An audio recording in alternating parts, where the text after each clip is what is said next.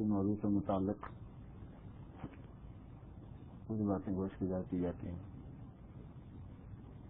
بخاری شریف سے کتاب الاطعمہ کا بیان ہو رہا ہے۔ اطعمہ طعام کی جمع ہے، طعام میں کھانا، اطعمہ میں صلی اللہ علیہ وسلم کا کھانے کا طریقہ بھی مذکور ہے، کھانے کی دعا بھی مذکور ہے، کھانے کے بارے میں آپ کے احکام بھی ہیں، اور کون کون سی چیزیں آپ رغبت سے کھاتے تھے ان کا بھی بیان ہے، جو آ رہا ہے، آگے کچھ آ چکا ہے، کچھ آ رہا ہے۔ کھانے پینے میں اور پہننے میں اور گھریلو زندگی میں، گھر کے اوقات میں، باہر کے اوقات میں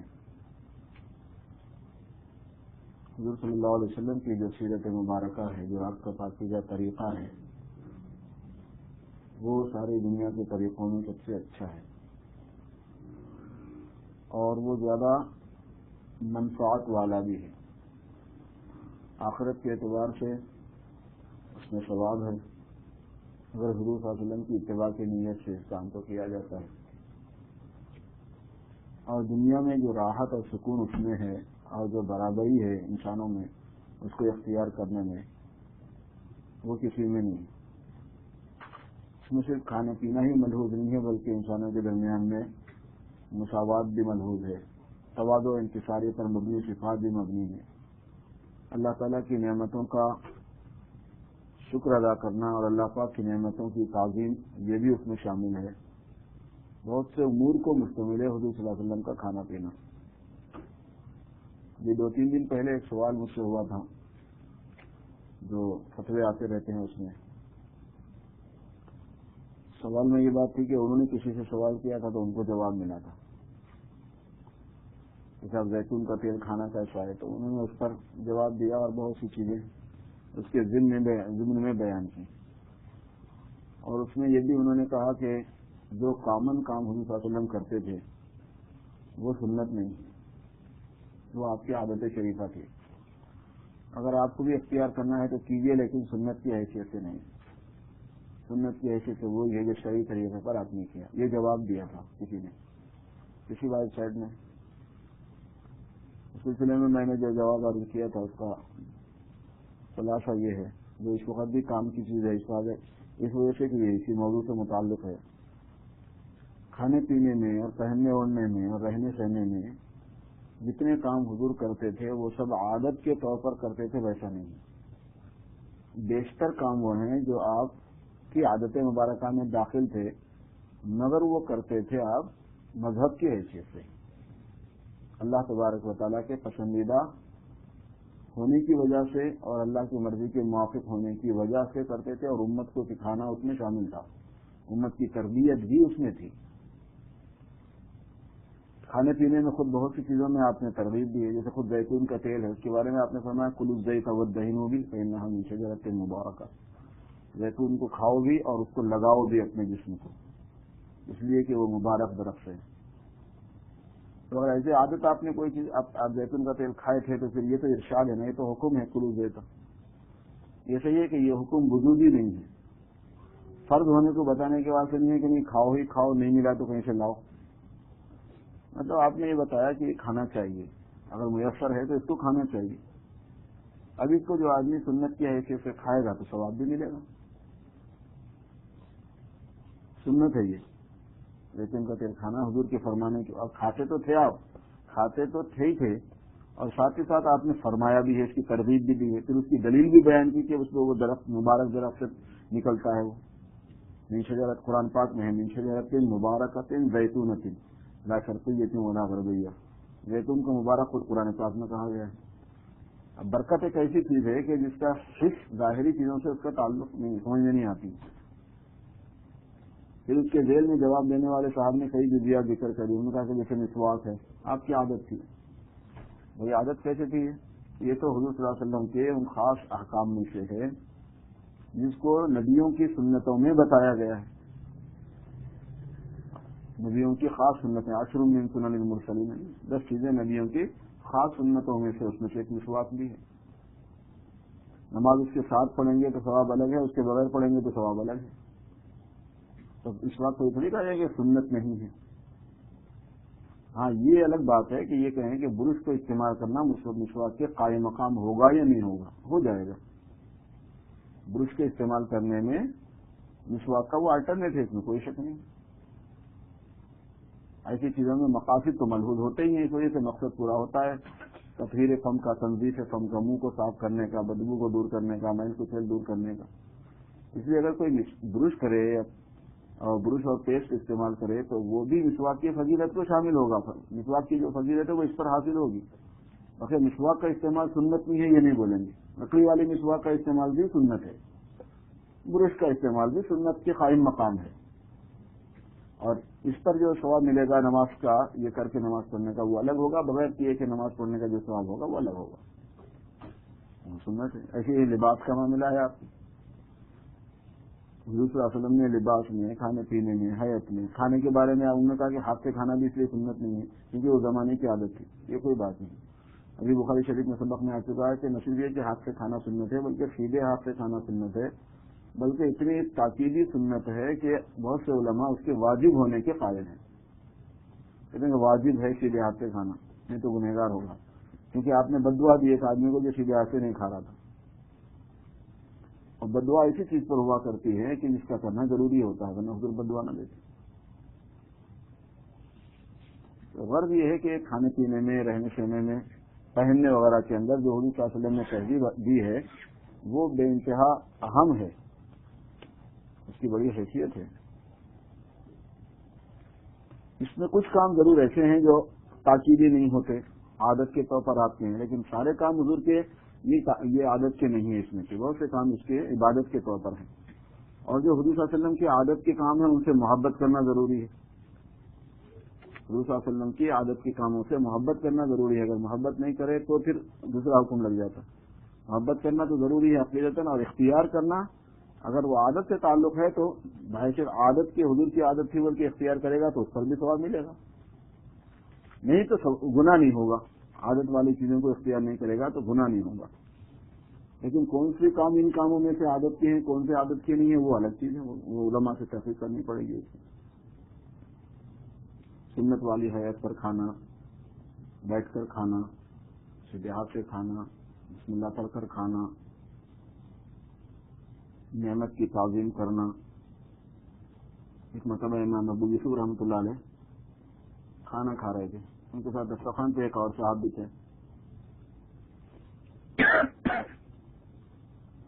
امام ابو یوسف رحمۃ اللہ علیہ نے کھاتے کھاتے، ان کے دسترخوان سے کدو تھا، امام ابو یوسف کھاتے کھاتے حدیث بیان کیے کہ کان رسول اللہ صلی اللہ علیہ وسلم یحب الدبا، حضور صلی اللہ علیہ وسلم دبا کو محبوب رکھتے تھے، کدو سے آپ کو رغبت تھی۔ وہ جو دسترخوان پہ بیٹھا ہوا تھا اس نے کہا ولیکن لا احبہ، لیکن میں نہیں محبت رکھتا اس سے۔ امام ابو یوسف نے فرمایا کہ توبہ کر لے ورنہ گردن مارنے کا حکم دے دوں گا ابھی۔ اور امام ابو یوسف چیف جسٹس تھے وہاں سے، مطلب یہ کہ ایز اے جج انہوں نے کہا کہ میں تیری گردن مروا دوں گا اگر اس سے رجوع نہیں کرے گا تو اپنی بات سے، کیونکہ یہاں جو ہے ایک دوسرا سینس پیدا ہو گیا بالکل۔ حضور ایک چیز سے محبت کر رہے ہیں، آپ کریں گے، میں محبت نہیں کرتا، رد ہو گیا حضور کی محبت کا، ایک دم حضور کی بات کی مخالفت ہو گئی۔ تو یہ چیزیں اتنی معمولی اگر ہوتی ہیں تو ہمارے اسلاف جو ہے، جو قرآن حدیث کے ماہرین تھے، وہ ان چیزوں کو بھی معمولی بتاتے، معمولی نہیں تھے، تبھی انہوں نے یہی سمجھا کہ وہ معمولی نہیں ہے، اسی وجہ سے انہوں نے اس کو اہمیت دی۔ باب ما عاب النبی صلی اللہ علیہ وسلم طعاما، ابھی قال حدثنا محمد بن كثير قال اخبرنا سفيان عن الاعمش عن ابي حازم عن ابي هريره رضي الله عنه قال ما عاب النبي صلى الله عليه وسلم طعاما قط ان اشتهاه اكله وان كرهه تركه۔ حضرت ابو ہریرہ رضی اللہ تعالیٰ عنہ فرماتے ہیں کہ نہیں عیب لگایا حضور صلی اللہ علیہ وسلم نے کبھی کسی کھانے کو، آپ کھانے کو عیب نہیں لگاتے تھے۔ ان اشتہاہ اکلہ، اگر مرغوب ہوتا تو تناول فرما لیتے، اور اگر پسند نہ آتا آپ کو تو چھوڑ دیتے۔ یہ بھی نہیں ہے کہ پسند نہیں ہونے کے باوجود بھی کھاؤ کیونکہ کھانا ہے، نہیں پسند نہیں ہے تو مت کھاؤ، باقی اس پر عیب نہیں لگاتے تھے آپ۔ اور یہ بھی حضور صلی اللہ علیہ وسلم کی خاص سنتوں میں سے ہے کہ کھانے پر عیب لگایا جائے۔ اس کے دو حصے ہیں، ایک حصہ گھر والوں کی تربیت سے متعلق ہے، اگر گھر والوں کی تربیت اور ان کی تنبیہ پیش نظر ہے کہ وہ ذرا سا اہتمام کرے تو کھانا صحیح ہو سکتا ہے، تو اس پر محبت سے صحیح طریقے پر متوجہ کر دینا چاہیے. نمک کی کمی جاتی ہے، مرچی کی کمی جاتی ہے، تیل کی کمی جاتی ہے، بھوننے کی کمی جاتی ہے کہ اگر صحیح نہ بھونا جائے تو خامخواہ جو اچھا خاصا سالن بن سکتا تھا وہ بد ذائقہ ہو جاتا ہے. اور اسے پتہ چلتا ہے کہ انہوں نے اہتمام نہیں کیا. اگر تھوڑا سا اہتمام کر لیتے یہ چیز صحیح ہو جاتی. جو بعض مرتبہ بے خیالی ہو جاتی ہے، وہ سمجھتے ہیں کہ ہم نے اہتمام کیا، وہ اہتمام نہیں ہوتا. بعض مرتبہ گھر میں بچے بنا رہے ہوتے ہیں، بچیوں کو کام لگانا چاہیے، ان کو عادت ہوتی ہے پکوان کی. اب اگر بچیوں نے غلطی کی ہے تو چاہے کتنے خراب پکائیں، اچھا ہی اچھا، یہ تو نہیں بولیں گے، آپ کو بتائیں گے کہ ایسے کیا جاتا ہے، یہ ویسے کیا جاتا ہے. اور ایک صورت اس میں ہوتی ہے ذرا ذرا سی بات سے سرپٹول کرنے کی، لڑائی کرنے کی. وہ غلط بات ہے، ہو ہی جاتا ہے. آپ پکا کے دیکھیے، آپ دن مسلسل پتہ چل جائے گا. جماعت میں ہم لوگ کبھی جا کے پکاتے نا، ایک دن ایک مرتبہ کھانا صحیح نہیں بنتا. کسی آدمی کی باری جب دوبارہ آتی ہے تو وہ دوبارہ ہی بنتا ہے. وہاں جی ایک صاحب کہہ رہے تھے کہ جو مرد گھر ہوتے ہیں نا کمروں میں، مطلب یہ کہ شادی بھی نہیں ہوئی ہے، اپنا 4-5 بچے ساتھ ملتے ہیں، باریاں مقرر کر لی پکانے کی، لڑکے ہوتے ہیں یا بیوی بچے کہیں اور ہیں، آدمی پکا کے کھا رہا ہے. تو جب وہ سالن بناتے ہیں تو پھر ایک دوسرے سے پوچھتے ہیں کہ بھائی اس کا کیا نام ہے، یعنی کون سا سالن بنا ہے، قورمہ بنا ہے، ماہ پلیا بنا ہے، خشکا بنا ہے، کون سا سالن کھٹا بنا ہے، کیا بنا ہے. تو کہنے لگے میاں سالن تو ایک ہی بنتا ہے، نام الگ رکھ لینے کا ہے. مزہ دیکھو، اس کے بعد میں دیکھو کون سے سالن سے ملتا جلتا ہے، بس اس کا نام دے دو. یہ حساب ہوتا ہے ہمارا. اس سے پتہ چلتا ہے کہ گھروں کے اندر اونچ نیچ ہوتی رہتی ہے. تو یہ مطلب تھوڑی ہے کہ بھائی اب ایسنے بیٹھ گئے، ناراض ہونے بیٹھ گئے. جب آدمی خود کرتا ہے کچن میں کام تو سمجھ میں آتا ہے کہ وہ کتنا مشکل کام ہوتا ہے، الجھاؤ والا کام ہوتا ہے. ذرا سی توجہ دوسری طرف ہوئی اور ہانڈی خراب ہوئی. اور اس سے یہ بھی مطلب نکلتا ہے کہ یہ چیز اتنی نازک ہے کہ معمولی چیز ہے لیکن اس سے اثر ہوتا ہے. اس وجہ سے خواتین کو بھی چاہیے، پکانے والوں کو بھی چاہیے کہ وہ اس کو جو ہے نا ایزی نہ لیں، بلکہ اس پر وقت دیں، توجہ دیں جیسے چاہیے کسی چیز کے لیے. بعض چیزیں ایسی ہیں کہ چلتی ہیں، آپ دوسری طرف متوجہ ہو خراب نہیں ہوتی. بعض چیزیں ایسی ہیں کہ آپ نے تھوڑی غفلت برتی اور کام خراب ہو گیا. تو یہ جو دوسرا پہلو ہے اس اعتبار سے ناپسند ہے. آپ صلی اللہ علیہ وسلم عیب نہیں لگاتے تھے. یہ سنت ہے، اس کا اہتمام کرنا چاہیے کہ کھانے کو عیب نہ لگایا جائے. اللہ ہی کا کھانا ہے. تو حضور صلی اللہ علیہ وسلم کی سنتوں میں سے کیا ہے کھانے کی کہ ما عاب رسول اللہ صلی اللہ علیہ وسلم طعاما قط، کبھی آپ نے کھانے کو عیب نہیں لگایا ہے. ان اشتہا ہوا کلہ، اگر آپ کو مرغوب ہوتا، پسند فرماتے تو کھا لیتے. وہ ان کریہ ہو، اور اگر آپ کو ناپسند ہوتا ترک ہو، چھوڑ دیتے. بولتے نہیں تھے. چھوڑ دینا خود بہت کچھ تھا، بہت کچھ بول دینا تھا. کسی چیز کو حضور نہ ہاتھ لگاتے تو وہ خود بہت بڑی بات تھی. ایک معنی میں سب کو پتا چل جاتا تھا کہ یہ چیز کیسی ہوگی. باب النفخ في الشعير. به قال حدثنا سعيد بن ابي مريم قال حدثنا ابو غسان قال حدثني ابو حازم انه سأل سهلا هل رأيتم في زمان النبي صلى الله عليه وسلم عن نقيب؟ قال لا. فهل كنتم تنخلون الشعير؟ قال لا ولكن كنا ننفخه. یہ حدیث سے پہلے بھی آ چکی ہے. ابو حازم نے سوال کیا حضرت سہل سے کہ کیا تم نے حضور صلی اللہ علیہ وسلم کے زمانے میں میدا دیکھا ہے، چھنا ہوا آٹا؟ انہوں نے کہا کہ نہیں، ہم نے تو دیکھا ہی نہیں، ہوتا ہی نہیں تھا وہاں. تو فرمایا کہ پھر تم لوگ جو کو چھان لیا کرتے تھے، کیونکہ جو کے آٹے میں بہت زیادہ بھوسا بہت ہوتا ہے. تو قال لا، فرمایا نہیں چھانتے تھے.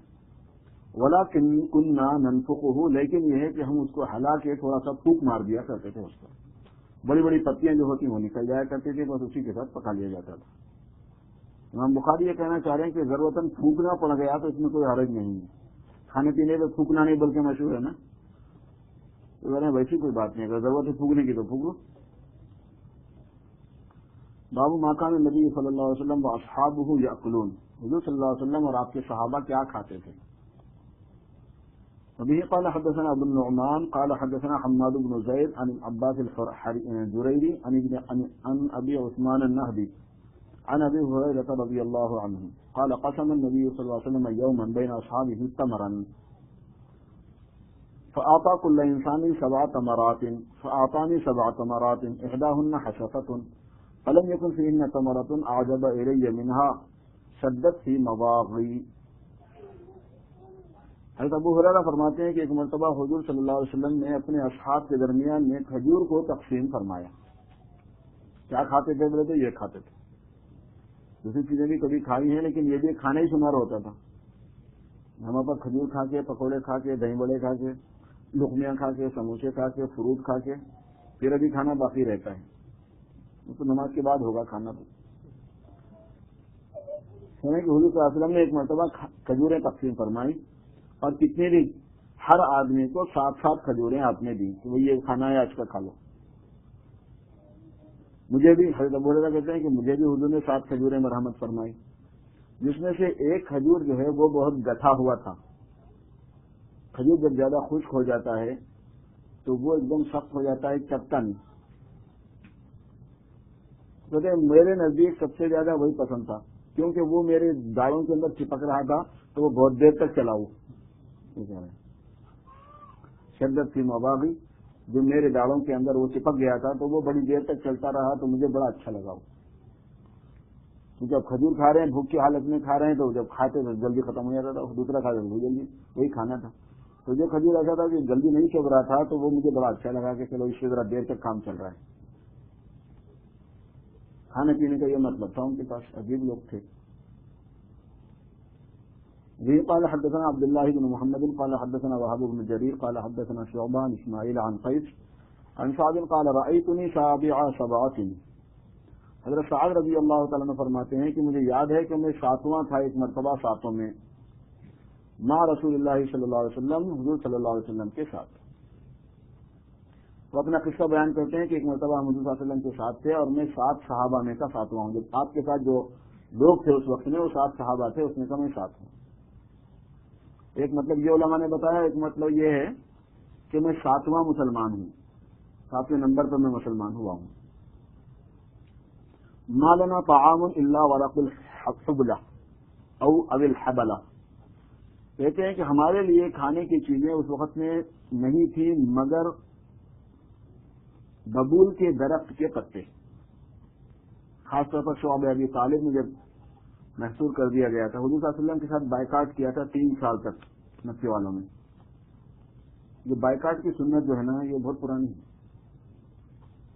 کیا بولتے ہیں اس کو؟ پابندی لگا دیتے نا، کیا بولتے ہیں؟ ہاں امبارگو بولتے. اب یہ ہے نا پینشن وغیرہ لگا دیتے ہیں. وہی ہمارے سے کوئی معاملہ نہیں ہمارا، کیونکہ اس کو ہم پسند نہیں کرتے، اس لیے اس سے ہمارا کوئی معاملہ نہیں.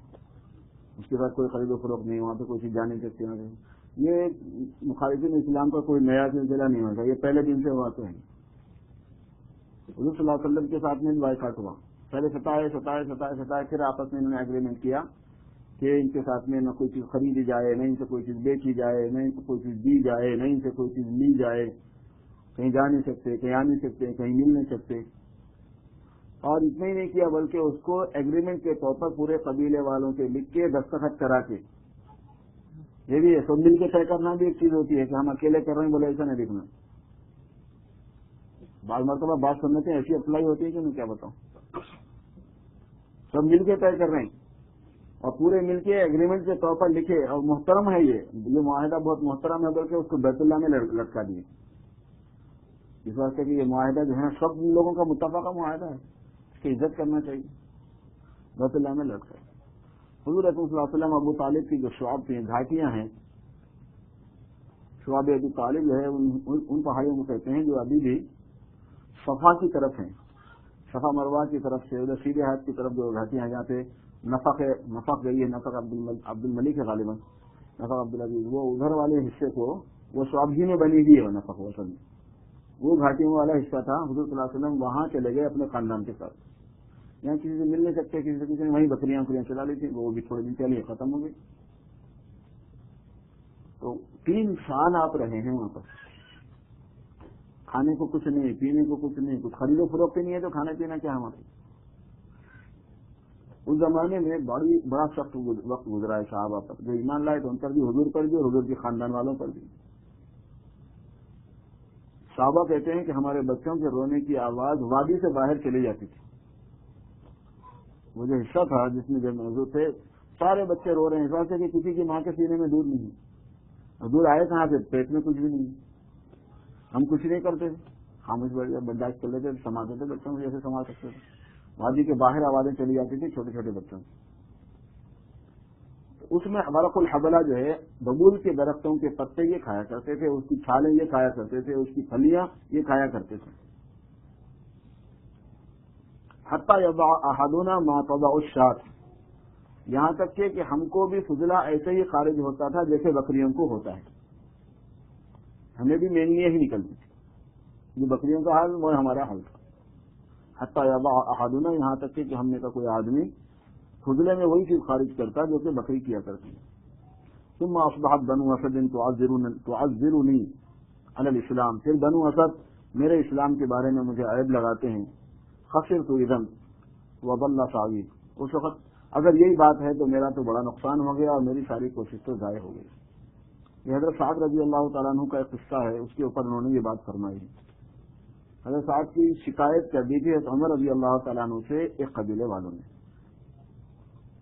تو اس پر یہ فرما رہے ہیں کہ اگر وہ شکایت ان لوگوں کی صحیح ہے تو ہم پر تو ایسا وقت گزرا ہے، اگر اس کے باوجود بھی میرا ایمان سچا نہیں ہے اور میں کچے ایمان کا ہوں، ناقص ہوں، تب تو کیا رہا میرا؟ کچھ بھی نہیں رہا میرا. یہ ایک جملہ ہوا کرتا ہے حسرت کا بولنے کے لیے کہ اتنی محنت کی پھر بھی پوری چلی گئی. حضرت سعد کو عمر رضی اللہ تعالیٰ عنہ نے ایک جگہ کا گورنر بنا کے بھیج دیا تھا، وہاں والوں نے شکایت کر دی کہ صاحب یہ پکے ایمان والے نہیں ہیں،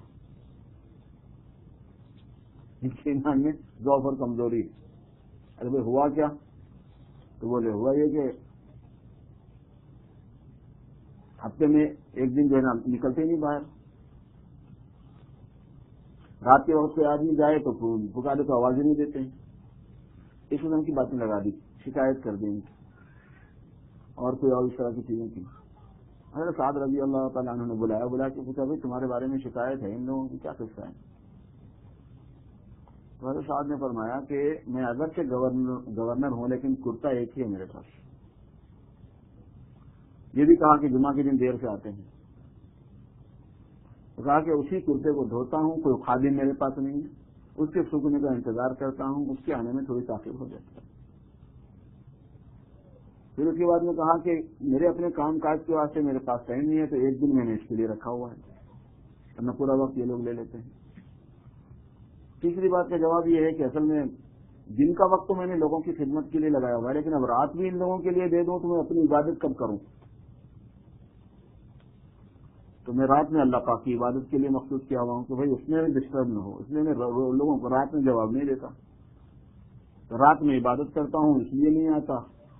ہفتے میں ایک مرتبہ اپنا کام کاج کے لیے میں نے مخصوص کیا ہوا، اپنی ضرورتوں کے لیے گھر بار کی، اس لیے جو میں نہیں نکل پاتا کیونکہ مجھے خود ہی سارے کام کرنے پڑتے ہیں. جمعہ کا غالباً تیسرا سوال جمعہ کا ہے کہ اس میں تاخیر اس لیے ہو جاتی ہے کہ مجھے دھونا ہوتا ہے کرتا، اس کے خشک ہونے کا انتظار کرتا ہوں، وہی ہوتا ہے میرے پاس، اس کو پہن کے میں آتا ہوں. اس پر یہ فرمایا تھا کہ آج مجھے یہ لوگ یہ کہتے ہیں کہ میں صحیح فرائض انجام نہیں دیتا اور میں قابل شکایت ہوں ان کے لیے. میرا تو بھائی یہ حال ہے کہ ہم وہ وقت گزار چکے ہیں حضور کے ساتھ جبکہ ہم نے کھجور کے یہ ببول کے پتے کھائے ہیں، کھجور کے بھی نہیں ببول کے پتے کھائے، ان کی چھالیں کھائی ہیں، ان کی پھلیاں کھائی ہیں، ہم نے مینگنیاں کی ہیں انسانوں کے فضلے کی جگہ پر، بکریوں کے فضلے کو خارج کیا ہے ہم نے. اب تم لوگ کہتے ہو کہ ہمارا ایمان ایسا ہے، ہم ویسے ہیں، ہم بے دین ہیں، ہم خراب ہیں، تو میں کیا کہہ سکتا ہوں؟ یہی کہہ سکتا ہوں کہ میری تو پوری محنت ضائع ہوگی اگر وہ بات صحیح ہے تمہاری. یہ کہا، اس پر انہوں نے حسرت کا اظہار کیا. تو لمبا قصہ ہے ان کے ساتھ. حضرت سعد رضی اللہ تعالیٰ عنہ کو حضرت عمر رضی اللہ تعالیٰ عنہ نے غالباً پھر ایک آزمانے کے واسطے ایک بڑا تحفہ دیا اور پھر جاسوس بھی لگا دیا کہ دیکھو یہ کرتا کیا ہے. حضرت عمر رضی اللہ تعالیٰ عنہ کا معاملہ بڑا عجیب تھا. وہ جو ہے نگرانی بہت کرتے تھے اور مزاج نبوت پر رکھنا چاہتے تھے کہ بھائی جس مزاج پر حضور نے ہم کو چھوڑا ہے اس میں فرق نہیں آنا چاہیے. پیسہ آ جاؤ، دولت آ جاؤ، حکومت آ جاؤ، کچھ بھی آ جاؤ. اور خاص طور پر جو لوگ بڑے ہوتے تھے ان بڑے لوگوں کو خاص طور پر بہت نگرانی کرتے تھے، جیسے گورنر وغیرہ ہیں، ان کو بڑی تنبیہ کرتے تھے. حتیٰ کہ اگر کسی گورنر کے پاس پہلے اونٹ تھا تو اس کو بعد میں گھوڑے پہ بیٹھنے نہیں دیتے تھے، یعنی کہ تیرے پاس پہلے اونٹ تھا، گھوڑے پہ آیا کیسے؟ گھوڑا تیز سواری شمار کی جاتی ہے، اچھی سواری شمار کی جاتی ہے. اس پر انہوں نے ایک بڑا ہدیہ دیا ہے سعد کو. سعد نے کہا میں لے کے کیا کروں؟ کہ نہیں تم لے لو. تو یہ بھی پوچھا تھا کہ ساتھ تمہارے جھولے میں کیا ہے، کچھ پیسہ ویسا تو نہیں ہے زیادہ؟ ان کے ساتھ ایک جھولا تھا، تو انہوں نے اندر سے ایک کٹورا نکالا، کہنے لگے یہی میری دنیا ہے، یہی میرا دین ہے۔ تو بولے تیری دنیا کیسی ہے، تیرا دین کیسا؟ تو کہنے لگے جب روٹی کھانے کا وقت ہوتا ہے تو اس میں آٹا گوندھ کے روٹی پکا لیتا ہوں، جب نماز کا وقت ہوتا ہے تو اس میں وضو کرتا ہوں، یہی میری دین ہے، یہی میرا دنیا ہے۔ کیا زہد تھا دیکھیے آپ، اندازہ لگائیے، اب اعتراض کس پہ ہو رہا دیکھو۔ پھر ایک صاحب نے جب پیسے ان کو دیے، وہ گھر لے کے گئے، وہاں گھر پہنچایا، ہر ساتھ کے جانے کے بعد ان کے گھر پہنچایا تو انہوں نے اپنی بیوی سے کہا کہ یہ حضرت عمر نے امیر المومنین نے پیسے بھیجے، کیا کریں گے ان کا؟ کہنے لگے کیا کریں گے، اللہ میرے پاس۔ تو ان کی بیوی نے لے لی، تو بیوی نے جب کہا کہ میرے پاس بھیج دے، تو بیوی سے کہا کہ کوئی چیز دے دو اندر سے لینے کے لیے، کہنے لگے میرے پاس سے کچھ ہے نہیں، کیا دوں؟ تو پھر ان کی بیوی نے اپنا دوپٹے کا ایک حصہ پھاڑ کر دیا کہ اس میں دے دو، اتنے پیسے اس زمانے میں نقدی کی شکل میں ہوتے تھے، سکوں کی شکل میں، اپنے دوپٹے میں لے لیا۔ حضرت صاحب کہنے لگے دیکھو اس نے دنیا کی کہا نہیں، اپنے جی میں انہوں نے سوچا کہ آخر اتنے پیسے لے کے کرے گی کیا، کیوں یہ قبول کر رہی ہے، انکار کر دینا چاہیے تھا۔ حضرت صاحب شوہر جو ہیں وہ منع کر رہے ہیں کہ بھائی حضرت عمر کا تحفہ کیوں لے، وہ بیوی کرنے لے لیتے ہیں، لے لیا۔ اور کمال یہ ہے کہ اس کے بعد میں انہوں نے اپنے شوہر سے کہا کہ ہم کیونکہ ذمہ دار ہیں ایک علاقے کے، تو بہت سے لوگ یہ توقع رکھتے ہیں ہمارے ساتھ کہ ہمارے پاس بہت پیسہ ہے، تو میں نے بہت سے لوگوں کے لیے اپنی نیت بنائی ہوئی ہے کہ اگر میرے پاس کہیں پیسہ آئے، کبھی پیسہ آئے تو میں ان لوگوں کو دوں گی۔ انہوں نے ایک فہرست نکالی حضرت صاحب کی بیوی نے کہ یہ ہے، اس کو دینا ہے، اس کو دینا ہے، اس کو دینا ہے۔ کمال یہ ہے کہ ان 1000 درہموں میں سے شام تک ایک بھی باقی نہیں بچا، پورے خرچ کر دیے ان کی بیوی نے۔ تو پتا چلا حضرت صاحب کو کہ وہ یہ بیوی بھی ہے تو یہ تو میرے سے آگے کی ہے، پورے دے دیے اس نے۔ یہ نہیں کہا کہ چلو اب سب دن چلے گئے ہیں تھوڑے دن آرام کریں، ایسا نہیں ہوا۔ ایسے ایسا وقت گزارا ان لوگوں نے، یہ کھاتے تھے، یہ پیتے تھے، یہ رہتے تھے۔ بتانا چاہ رہے ہیں کہ ان لوگوں نے کبھی دنیا سے جی نہیں لگایا۔ اس کو فرمانے ثم اصبحت بنو اسد تعذرنی علی الاسلام، پھر اب بنو اسد میرے اسلام پر اعتراض کر رہے ہیں۔ خسرت اذن، اگر ایسے ہی ہے خدا نہ خواستہ تو میرا تو ہوگا، میرا تو کیا بولتے ہیں اپنے پاس اردو میں بولتے ہیں نا کہ بھائی میرا تو نقصان ہو گیا، میری تو لٹیا ڈوب گئی، جس معنی میں بولتے ہیں اس معنی میں یہ جملہ وضل سعی، اور میری کوشش تو چلی گئی پھر۔ ابھی قال حدثنا قتيبة بن سعيد قال حدثنا يعقوب عن ابي حازم قال سألت سعد بن سعد فقلت هل اكل رسول الله صلى الله عليه وسلم النقية، میں نے عرض کیا کہ کیا حضور صلی اللہ علیہ وسلم نے کبھی نقی یعنی چھنے ہوئے آٹے کی روٹی کھائی ہے؟ فقال سعد ما رأى رسول اللہ صلی اللہ علیہ وسلم النقية، حضرت صاحب نے فرمایا کہ حضور نے تو دیکھا بھی نہیں ہے اس کو، حضور صلی اللہ علیہ وسلم نے دیکھا بھی نہیں ہے۔ من حين ابتعثه الله حتى قبضه الله، جب سے آپ مبعوث بنائے گئے وفات تک نہیں دیکھا۔ قال فقلت هل كانت لهم في عهد رسول الله صلی اللہ علیہ وسلم مناخل، میں نے پوچھا کہ چھلنیاں تھیں اس وقت میں؟ کہا ما رأى رسول اللہ صلی اللہ علیہ وسلم منخل، حضور نے کبھی چھلنی کو بھی نہیں دیکھا ہے۔ من حين ابتعثه الله حتى قبضه۔ قال قلت كيف كنتم تأكلون الشعير غير منخول، میں نے کہا کہ بغیر چھنی ہوئی جو تو ایسے کھا لیتے ہو، وہ تو کھانا پاسبل بھی نہیں دکھتا۔ قال كنا نطحنه وننفقه، ہم پہلے پیس لیتے تھے جو کو، پھر اس کے بعد میں پھونک دیتے تھے اس پر، فیطیر ما طار، جو اڑ گیا وہ اڑ گیا، وما بقي سریناه، جو باقی رہ جاتا اس کو ہم بھون لیتے، فاکلناه اور کھا لیتے۔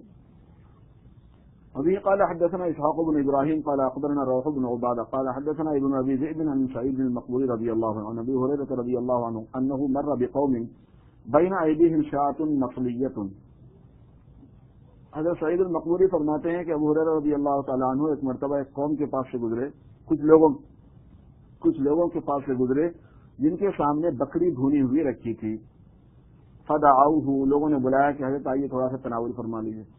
فابى ان ياكل، کھانے سے انکار کر دیا اور کہا کہ خرج رسول اللہ صلی اللہ علیہ وسلم من الدنیا ولم يشبع من الخبز الشعير، آپ صلی اللہ علیہ وسلم دنیا سے اس حال میں گئے کہ آپ نے جو کی روٹی سے پیٹ نہیں بھرا۔ حال ہوتا تھا صحابہ کا، زیادہ تر اسی حالت کو پسند کرتے تھے، اسی ذوق پہ رہتے تھے۔ ایسے موقع پر حضور یاد آتے تھے ان کو، جب حضور یاد آتے تھے تو پھر ان کا کھانا پینا نہیں ہو سکتا تھا، ورنہ بھنی ہوئی بکری بھی کھائی، بھنا ہوا گوشت بھی کھایا، اچھے کھانے بھی کھائے صحابہ نے، ایسی بات نہیں کھائے، لیکن اکثر ایسا ہوتا تھا کہ حضور کے سخت دن یاد آ جاتے تھے ان لوگوں۔ اگر حضور کے سخت دن یاد آئے تو کیا کھایا جاتا؟ کچھ بھی نہیں کھایا جاتا۔ حضور پر جان دینے والے تھے، حضور کو یاد کر کے رونے والے تھے، تو جب حضور کی تنگی یاد آتی تو اچھا خاصا کھانا بھی ان کے لیے کڑوا ہو جاتا تھا، تو اس وجہ سے کھایا نہیں کہ چھوڑ کے چلے گئے۔ خرج رسول اللہ صلی اللہ علیہ وسلم من الدنیا، حضور صلی اللہ علیہ وسلم دنیا سے چلے گئے۔ ولم یشبع من الخبز الشعیر، اور جو کی روٹی سے پیٹ بھی نہیں بھرا، اب کہاں کھاؤں یہ بھنی ہوئی روٹی، نہیں کھایا. وبه قال حدثنا عبد الله بن ابي الاسود قال حدثنا معاذ قال حدثني ابي عن يونس عن قتادة عن انس بن مالك قال ما اكل النبي صلى الله عليه وسلم على خوان ولا في سكرجة ولا خبز له مرقق قلت لقتادة على ما يأكلون قال على السفر. وہی روایت اس سے پہلے کی ہے کہ حضور صلی اللہ علیہ وسلم نے نہ تو کبھی چوکی پر کھانا کھایا، نہ پیاز کشتریوں میں آپ کے لیے کھانا رکھا گیا، چٹنیاں وٹنیاں معجون وغیرہ، اور نہ آپ کے لیے پتلی روٹی بنائی گئی. میں نے قتادہ سے کہا کہ تو آپ لوگ اس زمانے میں کس پر کھاتے تھے، کیا کر کے کس چیز کو بچھا کر کھاتے تھے، کھانا کس پر رکھا جاتا تھا؟ قال علی السفر، فرمایا دسترخوان پر بچھایا جاتا رکھا جاتا تھا، سنا جاتا تھا.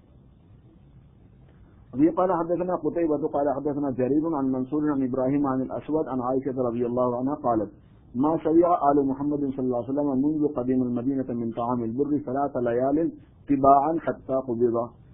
حضرت عائشہ فرماتے ہیں کہ حضور صلی اللہ علیہ وسلم کی آل یعنی ان کے گھر والے، محمد صلی اللہ علیہ وسلم کے گھر والوں نے کبھی بھی 3 دن مسلسل پیٹ بھر کر گیہوں کی روٹی نہیں کھائی. گھر والوں نے نہیں کھائی، حضور کہتے گھر والے نہیں ہوتا. منذ قدیم المدینہ تھا، جب سے آپ مدینہ تشریف لائے. دوسرے لوگ سمجھتے ہیں کہ مدینے میں چونکہ اسٹیٹ بن گیا تھا، اسلامی اسٹیٹ قائم ہو گیا تھا، وہاں حکومت قائم ہو گئی تھی، وہاں نظام عادل تھا، وہاں نظام عسکر تھا، نظام فوج تھا، پورا اسلامی نظام تھا، آپ وہاں کے بادشاہ تھے، سب کچھ تھے، تو شاید آج کی زندگی گزاری ہوگی. مدینے کی پوری زندگی میں بھی آپ نے کبھی 3 دن مسلسل پیٹ بھر روٹی نہیں کھائی، حتیٰ قبیضہ، یہاں تک کہ آپ کا انتقال ہو گیا. باب التلبینہ. ابھی قال حدثنا يحيى بن بكير قال حدثنا الليث عن عقيل بن شهاب عن عروة عن عائشة زوج النبي صلى الله عليه وسلم أنها كانت إذا مات الميت من أهلها فاجتمع لذلك النساء ثم تفرقنا إلا أهلها وخاصتها أمرت ببرمة من تلبينة فطبخت ثم صنع ثريد فصبت التلبينة عليها ثم قالت كلنا منها فإني سمعت رسول الله صلى الله عليه وسلم يقول التلبينة مجمعۃ لفؤاد المریض تذهب ببعض الحزن. گیہوں کے آٹے کو گوندھا جاتا ہے، پھر اس میں جو ہے وہ شہد وغیرہ ملایا جاتا ہے. اس کو تلبینہ کہتے ہیں، عربی ڈش ہے یہ تلبینہ کے نام سے. حضرت عائشہ رضی اللہ تعالیٰ عنہا جو حضور صلی اللہ علیہ وسلم کی زوجہ صاحبہ ہیں، ان کی یہ عادت مبارکہ تھی. حضرت عروہ بیان کرتے ہیں کہ جب میت ہوتی کسی گھر میں، اذا مات المیت، جب کسی کا انتقال ہوتا کہیں پر، فاجتمع لذلك النساء، عورتیں جمع ہو جاتی ہیں گھر میں. پھر اس کے بعد میں جب سب چلی جاتی، ثم تفرقنا، عورتیں چلی جاتی، الا اہلھا وخاصتھا، سوائے گھر والوں کی اور سوائے میت کے خواص کے جو وہاں رہ جاتے تھے. جب جا چکی ہوتی تو یہ کیا جاتا تھا. اس سے وہ بات سمجھ لو، ہمارے حیدرآباد میں ایک تہذیب ہے، پتہ نہیں آپ کے یہاں ہے کہ نہیں ہے، تہذیب نہیں ہے بلکہ ایک بدعت ہے، بد تہذیبی ہے. اور وہ یہ ہے کہ جب کوئی مرتا ہے تو گھر میں سب جمع ہو جاتے ہیں میت کے گھر میں، اور دفن کر کے پھر واپس آتے ہیں، اور وہاں کھانے کھائے بغیر نہیں جاتے. اور یہ ہے کہ اس دن ذرا کھانا ایسا پکایا جاتا ہے جس سے پتہ چلے کہ ہم لوگ بہت پریشان حال ہیں، مگر پکانا ضرور پڑتا ہے. اور جتنے آئے تھے میت میں سارے کھاتے ہیں، اور بغیر کھائے کے جانا پسند نہیں کرتے. وہ کھچڑی کھٹا بنا دیا، بغیرہ کھانا دالچا بنا دیا، ایسا کچھ بھی کھٹا ہوتا. کچھ لوگ لے کے آتے ہیں، کچھ گھر والوں وہ اتنے ہوتے ہیں کھانے والے کہ لانے والوں کا بس ہی نہیں ہوتا. یہ بدعت ہے، یہ صحیح نہیں ہے. جس گھر میں جائیں اس گھر میں پھر اب کھا بھی رہے ہیں. اب مسئلہ یہ ہو جاتا ہے کہ میت کو تو اٹھانا ہی اٹھانا ہے، مگر اتنے لوگ جو آ رہے ہیں ان کو کھلانے کا انتظام کرو، بھاگم دوڑی. وہ اپنی پریشانی میں ہے اور کھلانے کا انتظام بھی کرو. میت کے گھر نہیں کھانا چاہیے، وہاں کھانا پہنچا دینا چاہیے کہ وہ لوگ غم میں ہیں، پکائیں گے نہیں، پکا نہیں سکیں گے، جی نہیں لگے گا ان کا. کھانا میت کے گھر ضرور پہنچانا چاہیے، بہت بڑی ہمدردی ہے یہ. کیونکہ گھر میں میت ہوتی ہے وہ لوگ صدمے میں ہوتے ہیں. تو حضرت عائشہ رضی اللہ تعالیٰ عنہا جب سب چلے جاتے میت میں آئے ہوئے لوگ چلے جاتے اور صرف گھر والے اور خواص موجود ہوتے، کیونکہ بعض خواص ہوتے ہیں جو پھر بھی بیٹھے رہتے ہیں. امرت ببرمۃ من تلبینۃ فطبخت، تو پھر وہ تلبینہ بنانے کا حکم فرماتی کہ تلبینہ بنایا جائے، اس کو پکایا جاتا. ثم صنع ثرید، پھر ثرید بنائی جاتی. فصبت التلبینۃ علیہا، تلبینہ کو اس پر ڈال دیا جاتا تھا، اس ثرید پر. ثرید گوشت کا شوربہ بنانے کے بعد اس میں روٹی پکا کے چھوڑ دینا، اس کو سریب کہتے ہیں.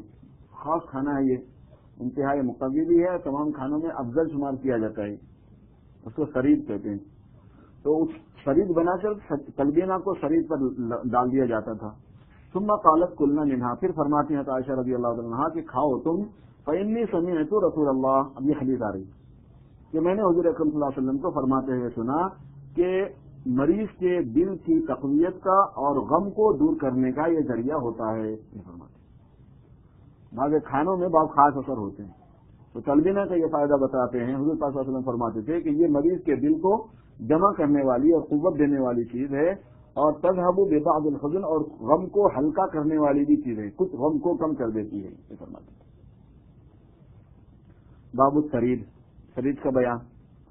ابھی قال حدثنا محمد بن بشار قال حدثنا غندر قال حدثنا شعبہ عن عمرو بن مرة الجملی عن مرة الحمدانی عن ابي موسى الاشعري عن النبي صلى الله عليه وسلم قال كمل من الرجال كثير ولم يكمل من النساء الا مريم ابنة عمران وعاصية امرأة فرعون وفضل عائشة على النساء كفضل السريد على سائر الطعام. حضرت ابو موسیٰ اشعری رضی اللہ تعالیٰ عنہ ایک صحابی ہیں، وہ فرماتے ہیں کہ حضور صلی اللہ علیہ وسلم نے ارشاد فرمایا مردوں میں بہت لوگ کامل ہوئے ہیں. کمال جو ہے ایک خاص اصطلاح ہے، انسانیت کا جو کمال ہوتا ہے، جتنے اللہ تبارک و تعالیٰ کو صفات پسند ہیں ان تمام صفات کو اعلیٰ کوالٹی کے ساتھ میں حاصل کر لینا، اور پھر اس میں ملکہ رسوخ پیدا کر لینا، یعنی اس کو عادت ثانیہ بنا لینا، آدمی کی عادت کا حصہ بن جائے. وہ جتنے رذائل ہیں ان تمام رذائل، جتنے بھی ناپسند چیزیں ہیں اللہ پاک کو، اندر سے صفات کے اعتبار سے ان کو نکال دینا اور استقامت سے زندگی گزارنا. اس کا نتیجہ یہ ہوتا ہے کہ کسی عمل میں کوتاہی نہیں ہوتی، سستی نہیں ہوتی، اونچ نیچ نہیں ہوتی، کوئی غلطی نہیں ہوتی. اس کو کمال کہتے ہیں. حضور نے فرمایا کہ مردوں میں کامل بہت ہوئے ہیں، کمل من الرجال کثیر، اور عورتوں میں کامل نہیں ہوئے مگر فلاں فلاں. حضور نے فرمایا عورتوں میں بہت ہی کم کامل ہوئے، جس کو حضور صلی اللہ علیہ وسلم جس کو کمال یہاں پہ فرما رہے وہ مراد ہے اعلیٰ درجے کا کمال، جس میں سے ایک مریم بنت عمران ہے، حدیثہ کی امی جو ہیں. حضرت فرمایا کہ یہ کامل ترین خواتین میں سے ہیں، اور دوسرے آسیہ فرعون کی بیوی جو ہیں یہ بھی کامل ترین خواتین میں سے ہیں. کہ جس طرح مردوں کا کمال حضور مراد لے رہے ہیں اس طرح کا کمال جو ہے وہ عورتوں میں حاصل ہوا تھا ان لوگوں میں. اور پھر اس کے بعد فرمایا کہ عائشہ کی فضیلت سب عورتوں پر ایسی ہے جیسے سرید کی فضیلت سارے کھانوں پر ہے. یعنی حضرت عائشہ کے بھی کمال کو بیان کر رہے ہیں حضور صلی اللہ علیہ وسلم کہ عائشہ بھی ان خواتین میں سے ہیں رضی اللہ عنہا وارضا جو کامل ترین خواتین میں سے ہیں. اور حضور صلی اللہ علیہ وسلم حضرت عائشہ کو حضرت مریم پر اور حضرت آسیہ پر بھی فضیلت دے رہے ہیں، ان کو کامل فرمایا، لیکن حضرت عائشہ جو ہے نا وہ ان سے افضل ہے. اب ان کی کمال کا اندازہ لگاؤ کہ ان کا کتنا کمال تھا.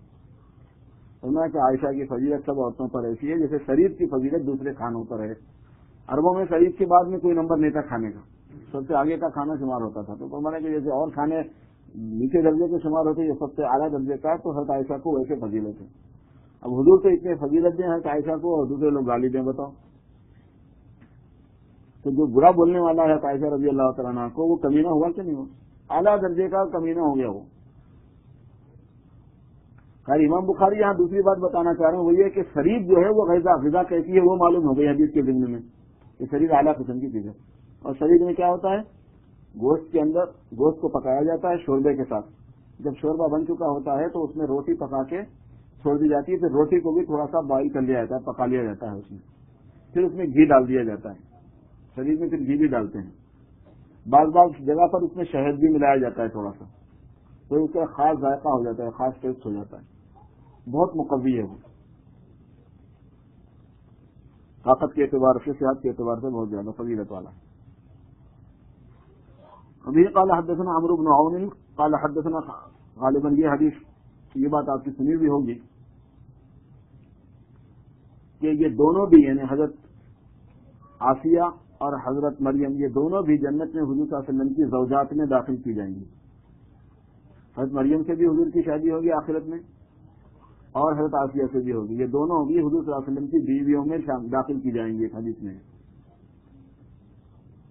حضرت خدیجہ رضی اللہ تعالیٰ عنہا سے ایک مرتبہ حضور نے یہ بات فرمائی تھی، حضرت خدیجہ سے. تو حضرت عائشہ رضی اللہ تعالیٰ عنہ نے پوچھا تھا کہ کیا اللہ تبارک و تعالیٰ نے آپ کو اس کی اطلاع دی؟ تو حضور نے فرمایا کہ جی ہاں. تو فرمایا علی الراس والعین، میرے آنکھوں پر اور میرے سر پر، مجھے کوئی اعتراض نہیں. ابھی قال حدثنا عمرو بن عون قال حدثنا خالد بن عبد الله عن ابي طوالة عن انس عن النبي صلى الله عليه وسلم قال فضل عائشة على النساء كفضل الشريد على سائر الطعام. ابھی قال حدثنا عبد الله بن مريد سمع ابا حاتم الاشهل بن حاتم انه قال حدثنا ابن عون عن ثمامة بن انس عن انس رضي الله عنه قال دخلت مع النبي صلى الله عليه وسلم على غلام له خياط فقدم اليه قصعة فيها سريد قال واقبل على عمله قال فجعل النبي صلى الله عليه وسلم يتتبع الدباء قال فجعلت اتتبعه فاضعه بين يديه قال فما زلت بعد احب الدباء. یہ روایت تھوڑی سی اس سے پہلے آ چکی ہے، یہاں ذرا لمبی ہے تھوڑی سی. حضرت انس رضی اللہ تعالیٰ عنہ فرماتے ہیں کہ میں حضور صلی اللہ علیہ وسلم کے ساتھ ایک درزی کے پاس گیا جس نے حضور صلی اللہ علیہ وسلم کو کھانے کی دعوت دی، اور اصل یہ حضور صلی اللہ علیہ وسلم ہی کا خادم تھا. علی غلام لہو، انہی کا خادم تھا، وہ اپنی جگہ پر رہا کرتا تھا. خیاط غلاموں میں سے تھا، خیاط درزی بھی تھا. فقدم الیہ قصعۃ، اس نے آپ کی خدمت میں پیش کیا ایک پیالہ جس میں شریف تھا، اور پھر اس کے بعد وہ اپنے کام میں لگ گیا. واقبل علی عملی. قال فجعل النبی صلی اللہ علیہ وسلم، حضور پاک صلی اللہ علیہ وسلم جب تناول فرمانے لگے اس میں سے، تو اس میں کدو بھی تھے، اس کو آپ تلاش کرنے لگے. انس فرماتے ہیں کہ پھر میں نے حضور کی رغبت کو دیکھ کر اپنے طرف سے تلاش کر کر کے حضور کے سامنے رکھنا شروع کر دیا. اس کے قتلے جو ہے وہ میں لے کے پھر حضور کے سامنے رکھ دیتا تھا تاکہ حضور اس میں سے تناول فرما لیں. بس جب جس دن سے میں نے یہ دیکھا ہے فمازل تو بعد، اس کے بعد میں مسلسل احب الدبا، دبا سے محبت کرنے لگ گیا. مجھے بھی دبا سے محبت ہی ہو گئی. اس کے بعد جس سے حضور صلی اللہ علیہ وسلم محبت رکھتے ہیں بس اس سے محبت ہے. وہ دبا بھی رہو خود بھی رہو. مسئلہ بحث یہ نہیں تھی کہ وہ کیا چیز ہے جس سے محبت کی جا رہی ہے، بحث یہ تھی کہ اس سے کس نے محبت کی، اس کو کون مرغوب رکھتے تھے، بس وہ چیز کافی تھی. محبت کا کمال یہی ہے. ابھی قال حدثنا هدبة بن خالد قال حدثنا حمام بن يحيى عن قتادة قال كنا نأتي انس بن مالك رضي الله عنه وخبازه قائم. یہ حدیث سے پہلے آئی. اور قتادہ کہتے ہیں کہ ہم انس رضی اللہ تعالیٰ عنہ کے پاس آیا کرتے تھے اور ان کا روٹی پکانے والا نان بائی جو ہے نا وہ موجود رہا کرتا تھا. ایک دور آیا پھر اللہ نے فتوحات فرما دی، نہیں چاہنے کے باوجود پڑا رہنے لگا. آج آیا، آج تقسیم کر دیا تو کل پھر آ گیا، کل کا تقسیم کیا پرسوں پھر آ گیا. کوئی لینے والا نہیں ہے تو کم از کم لینے کا تو انتظار کرنا ہی پڑے گا نا کہ لینے والا کوئی ہو جائے. اور سلسلہ چل رہا تو چل رہا ہے. ایک ایک صحابی کو اتنا وظیفہ، اتنا مال غنیمت، اتنا پیسہ رہتا ہے کہ تقسیم کرے تو ختم ہی نہیں ہو رہا. ایک ایسا وقت بھی آیا ابھی ہے کہ سب چلو کھلاؤ، یہ کرو وہ کرو. عجیب سلسلہ چلا ایک زمانے میں، اتنی برکت آ گئی تھی اور ایسا سلسلہ تھا جس کی حد نہیں. میں نے سنا ایک واقعہ مشہور ہے ابن عباس رضی اللہ تعالیٰ عنہ کا. ابن عباس رضی اللہ تعالیٰ عنہ نماز فجر کی نماز پڑھ رہے تھے. وہ ان کے دوستوں میں سے کسی نے بے تکلف میں یہ کہا کہ ابن عباس کے پاس میں ناشتے کی دعوت ہے. اب وہ صحابہ آپس میں ایک دوسرے کے پاس جاتے ہی تھے، وہ کسی نے لگا دیا. وہ کیسے بات کے لیے پتا نہیں چلا، وہ لوگ جمع ہو گئے ابن عباس کے پاس. اچھا روزانہ لوگ ملتے تو تھے لیکن جس کیفیت سے آ رہے تھے اس کیفیت سے اندازہ نہیں ہوا ابن عباس کا قصہ کیا ہوا. تو ابن عباس نے اپنے غلام سے کہا کہ ذرا اندازہ تو لگانا یہ لوگ جمع کیوں ہو رہے ہیں. تو غلام نے جا کے جو اندازہ لگایا تو کہا کہ یار ہم کو تو ناشتے کی دعوت ہے یہاں پہ اس لیے آئے ہوئے. تو انہوں نے جا کے ابن عباس سے کہہ دیا کہ قصہ یہ ہے کہ آپ کے یہاں ناشتے کی دعوت کا اعلان ہوا ہے. لیکن مجھے تو پتہ ہی نہیں ہے اس کا. تو فرمایا کہ اچھا ایسا کرو جلدی جلدی سے ان لوگوں کے سامنے فروٹ رکھ دو پہلے اور تم ناشتے کی تیاری میں لگ جاؤ. یہ کہا. چنانچہ ان لوگوں کے سامنے فروٹ رکھ دیے گئے. کھجور تھے اس زمانے میں، انگور تھے، دوسری چیزیں تھیں اور خشک میوہ بھی تھا تھوڑا بہت. وہ حضرت بن عباس جو ہے نا حضور کی حدیثیں سناتے رہے، باتوں میں ان کو لگائے رکھا.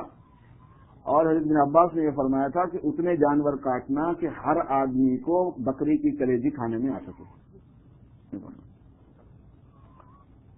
تو پھر اس نے کئی بکرے کاٹ دیے خادم جو تھا اور جلدی جلدی سے بکری کلیجی بھون کے لائے. وہ کلیجی سے فارغ ہوئے تو پھر وہ دوسری چیزیں بھون کے آ رہی. پھر گوشت جو رواج عربوں میں ہے وہ ایک کے بعد دیگر آتے رہے، لوگ کھاتے رہے، خوب کھا لیا. اس کے بعد میں حضرت ابن عباس نے فرمایا کہ کتنا اچھا دکھا آج آپ لوگ آئے بیٹھے کھانا کھائے. انہوں نے کہا بڑی خوشی ہوئی, بڑا بہترین ناشتہ تھا آپ کا, یہ تھا وہ تھا. تو حضرت ابن عباس نے اپنے خادم سے ایسی بات کے بہانے سے ادھر جانے کے بہانے سے کہا کہ اپنے پاس خزانے میں ہے کچھ؟ کہنے کا ہاں بہت ہے. تو کہنے لگے ایسا کیوں نہ کریں کہ روزانہ ناشتے کی دعوت کر دیں. تو 6 مہینے تک پورے مدینے والوں کی ناشتے کی دعوت کری ابن عباس نے, سب کو فجر کے بعد میں ناشتہ. اور یہ فرمایا کرتے تھے کہ ہر ایک کو تازہ ملنا چاہیے اور پورا پورا ملنا چاہیے. جو چیز ایک کو ملنا ہے وہ دوسرے کو بھی پوری ملنا, اس کے لیے چاہے جتنے بکرے کٹنے پڑے. یہ کہا کرتے تھے. تو ایسا عجیب دور آیا صحابہ پہ, خوب ایسے کھلاتے تھے پلاتے تھے. تو انس رضی اللہ تعالیٰ عنہ جو حضور صلی اللہ علیہ وسلم کے خادموں میں سے, اور حضور کی زندگی کیسے گزری پتہ ہی ہے, لیکن ایک وقت ان پر ایسا آیا کہ انہوں نے نان بھائی کو رکھا ہوا تھا, پکانے والا مقرر تھا ان کے پاس. تو اسی لیے پوری حدیثیں جو پڑھتا ہے یا سمجھتا ہے نا, اس میں بیلنس آتا ہے, پوری بات وہ لے پاتا ہے صحابہ کے زمانے کی. خالی بھوکے رہنے پریشان ہونے وغیرہ کی جو حدیثیں ہیں نا, وہ اس بات کو بتانے کے لیے ہے کہ ان لوگوں نے کیسے وقت گزارا دین پر جمنے کے لیے, اور دین کی محنت کے لیے کس طرح کی مشقتیں برداشت کی.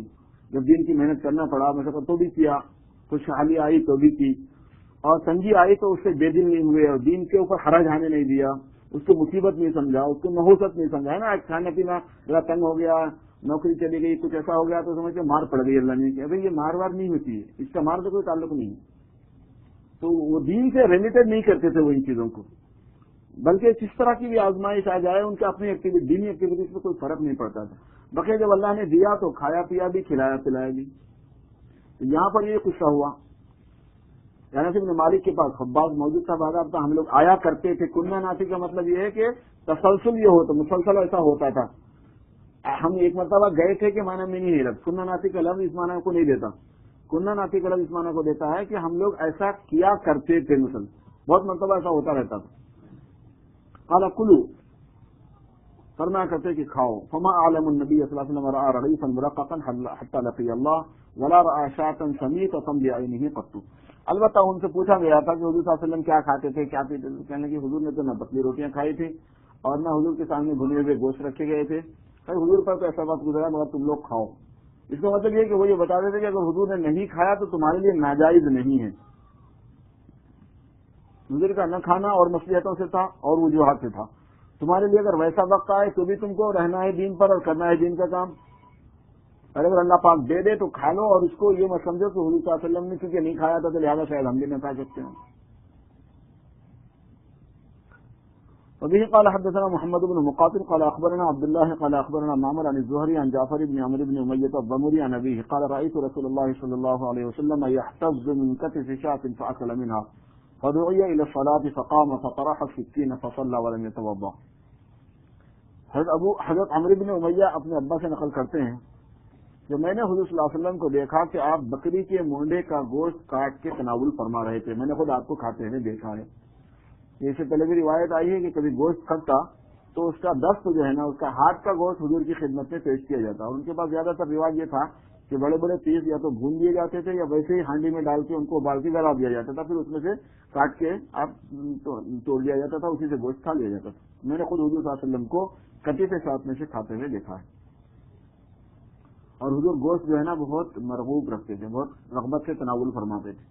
ایک مرتبہ ایک صحابی کے پاس آپ گئے, انہوں نے فوراً حضور صلی اللہ علیہ وسلم ایک نئی جگہ پر آپ کا جانا ہوا اپنے کچھ صحابہ کے ساتھ, وہاں والوں نے فوراً حضور صلی اللہ علیہ وسلم کے سامنے گوشت پیش کیا, گوشت بکری کاٹ کے اس کا گوشت. تو آپ نے مزاح میں فرمایا کہ ان کو کیسے پتا چل گیا کہ ہم لوگ گوشت بہت شوق سے کھاتے ہیں, کیا آپ نے فرمایا. تو آپ جب اگر گوشت اور اس کے ساتھ دوسری چیز ہوتی تو ہمیشہ گوشت کو ترجیح دیتے آپ. فدعی الی الصلاۃ, نماز کی طرف بلایا گیا. جیسے حضور صلی اللہ علیہ وسلم نے تناول فرما رہے تھے اذان ہو گئی. فقام, آپ کھڑے ہو گئے نماز کے لیے. فطرح السکینہ, اور جس چھری سے کاٹ رہے تھے آپ گوشت کو, آپ نے اس کو نیچے ڈال دیا. جب بڑا حصہ ہوتا ہے گوشت کا تو کبھی آپ نے اس کو اپنے دانتوں سے کاٹا ہے اور کبھی چھری وغیرہ سے بھی کاٹ کے لیا. پیروں وغیرہ میں بڑے ہاتھ جیسے کہ ویسے ہوں تو اس میں اس کو ہاتھ میں سیدھا نہیں لیا جا سکتا ہے. جیسے ثابت ران دم دے دی جاتی ہے, ثابت بکرا دم دیا جاتا ہے, اسے ہاتھ سے توڑنا آسان نہیں ہوتا. اس وقت میں چھری وغیرہ سے کاٹنے کی اجازت ہے. جیسے کچا گوشت چھری سے کاٹ کے پکاتے ہیں, ایسے پکا ہوا گوشت چھری سے کاٹ کے کھا سکتے ہیں. ایک چھری کاٹے سے کھانا اور ایک چھری وغیرہ سے کاٹ کے ہاتھ سے کھانا. چھری وغیرہ سے کاٹ کے ہاتھ سے کھانے کی اجازت ہے. اس موقع پر آپ نے نماز ادا فرمائی، ولم یتوضا، اور وضو نہیں فرمایا۔ باب ما كان السلف يدخرون في بيوتهم واسفارهم من الطعام واللحم وغيره۔ سلف جو ہیں یعنی ہمارے پرانے لوگ، بزرگ لوگ اور صحابہ وغیرہ، یہ لوگ اپنے گھروں میں کیا چیز رکھا کرتے تھے کھانے، اور اپنے سفروں میں کیا چیز رکھا کرتے تھے، گوشت اور اس قسم کی چیزیں، اس کو فرماتے ہیں۔ حضرت عائشہ رضی اللہ تعالیٰ عنہ نے، حضرت اسماء رضی اللہ تعالیٰ عنہ، یہ دونوں جو ہے نا بہنیں ہیں، حضرت اسماء بڑی بہن، حضرت عائشہ چھوٹی بہن، یہ دونوں فرماتی ہیں کہ ہم نے حضور صلی اللہ علیہ وسلم کے لیے، حضرت ابوبکر کے لیے توشہ باندھا تھا جب ہجرت کر کے تشریف لے گئے تھے۔ حضرت عائشہ بہت چھوٹی تھی، کہتے ہیں کہ ہم نے حضور صلی اللہ علیہ وسلم جب ہجرت کے لیے تشریف لے گئے تھے تو ہم نے توشہ باندھ کے دیا تھا۔ تو معلوم ہے کہ سفر میں توشہ رکھنا صحیح ہے، رکھا جا سکتا ہے، توکل کے خلاف نہیں ہے یا انتظام کے خلاف نہیں، انتظام کی چیز ہے بلکہ۔ ابھی قال حدثنا خلاد بن يحيى قال حدثنا سفيان عن عبد الرحمن بن عابس عن ابيه قال قلت لعائشة انهى النبي صلى الله عليه وسلم ان تؤكل لحوم الاضاحي فوق ثلاث قالت ما فعله الا في عام جاء الناس فيه۔ حضرت عائشہ رضی اللہ تعالیٰ عنہ سے حضرت عبد الرحمن بن عابس نے کہا، حضرت عابس نے کہا کہ کیا حضور صلی اللہ علیہ وسلم نے قربانی کے گوشت کو 3 دن سے زیادہ کھانے سے منع فرمایا ہے؟ یہ بات اڑ گئی تھی کہ آپ صلی اللہ علیہ وسلم نے فرمایا کہ قربانی کا گوشت 3 دن سے زیادہ نہیں کھانا چاہیے۔ تو حضرت عائشہ رضی اللہ تعالیٰ عنہ سے یہ پوچھا گیا کہ کیا حضور صلی اللہ علیہ وسلم نے قربانی کے گوشت کو 3 دن سے زیادہ کھانے سے منع کیا ہے؟ تو فرمانے لگی کہ نہیں فرمایا آپ نے ایسا، مگر ایک ایسے سال میں جب کہ لوگوں میں قحط سالی ہو گئی تھی اور لوگ بہت زیادہ فقر و فاقے میں مبتلا ہو گئے تھے، تو آپ نے یہ فرمایا تھا۔ فَأَرَادَ أَن يُطْعِمَ الْغَنِيُّ الْفَقِيرَ، آپ یہ چاہ رہے تھے کہ غنی لوگ فقیروں کو بھی کھلائیں، اس لیے آپ نے منع کر دیا تھا 3 دن سے زیادہ گوشت کھانے کو، ایک سال صرف۔ حضرت عائشہ اس روایت کو نقل کر رہی جو حضور صلی اللہ علیہ وسلم کی طرف منسوب ہو کے چل پڑی تھی کہ آپ نے منع کیا ہے 3 دن سے زیادہ کو، تو فرمایا کہ وہ ایک سال آپ نے ایسا کیا تھا کہ جس سال بہت زیادہ لوگوں میں فقر و فاقہ ہو گیا تھا، تو آپ نے منع کر دیا جمع کرنے سے تاکہ زیادہ سے زیادہ غریبوں اور ضرورت مندوں تک یہ گوشت چلا جائے۔ وَإِن كُنَّا، اور قصہ دوسرا یہ ہے کہ بات یہ ہے کہ ہم لوگ اٹھا لیا کرتے تھے قربانی کے گوشت کے حصوں کو، فَنَأْكُلُهُ بَعْدَ 15، 15 دن تک کھاتے تھے۔ یہ کہا ہم لوگ تو قربانی کے گوشت کے پیسز اٹھا کے رکھ لیتے تھے اور 15 دن تک بھی کھاتے تھے، اس کے بعد بھی کھاتے رہتے تھے۔ تو اگر 3 دن سے زیادہ کھانے کو منع کیا جاتا تو حضور صلی اللہ علیہ وسلم کے پاس، ہم تو حضور پاک رہتے تھے، ہمیں تو روک دیا جاتا۔ معلوم ہے کہ قربانی کا گوشت جب تک چاہے رکھ کے کھایا جا سکتا ہے، کوئی حرج نہیں۔ پہلے زمانے میں رکھنے کا طریقہ یہ تھا کہ تشمیز کر لیتے تھے، یعنی اس کے کباب بنا لیے جاتے تھے، گوشت سکھا لیا جاتا تھا۔ اب اس زمانے میں اللہ بھلا کرے فریجوں کا کہ وہ آگے ہیں رکھو کھاؤ۔ فَنَأْكُلُهُ بَعْدَ 15 تھا، ہم کھا لیا کرتے تھے 15 دن کے بعد۔ قِيلَ مَا اضْطَرَّكُمْ إِلَيْهِ، تو ان سے عرض کیا گیا کہ آپ کو اتنی کیا ضرورت پیش آتی تھی کہ 15 دن تک رکھتے تھے اور اس کو کھاتے تھے؟ فَضَحِكَتْ، تو ان کو ہنسی آ گئی، حضرت عائشہ رضی اللہ تعالیٰ عنہ کو ہنسی آ گئی، اور فرمایا کہ ما شبع آل محمد من خبز بر معدوم 3 ایام حتى لحق باللہ۔ تو فرمانے لگے محمد صلی اللہ علیہ وسلم کے گھر والے جو تھے ان لوگوں کو روٹی 3 دن مسلسل سالن لگی ہوئی کھانے کو کبھی بھی میسر نہیں آئی۔ تو آپ اندازہ لگا سکتے ہو کہ 15 دن تک گوشت رکھ کے کھانے کی ضرورت کیوں پیش آتی تھی۔ جواب نہیں دیا اس کا، صرف جواب میں یہی بات فرما دی۔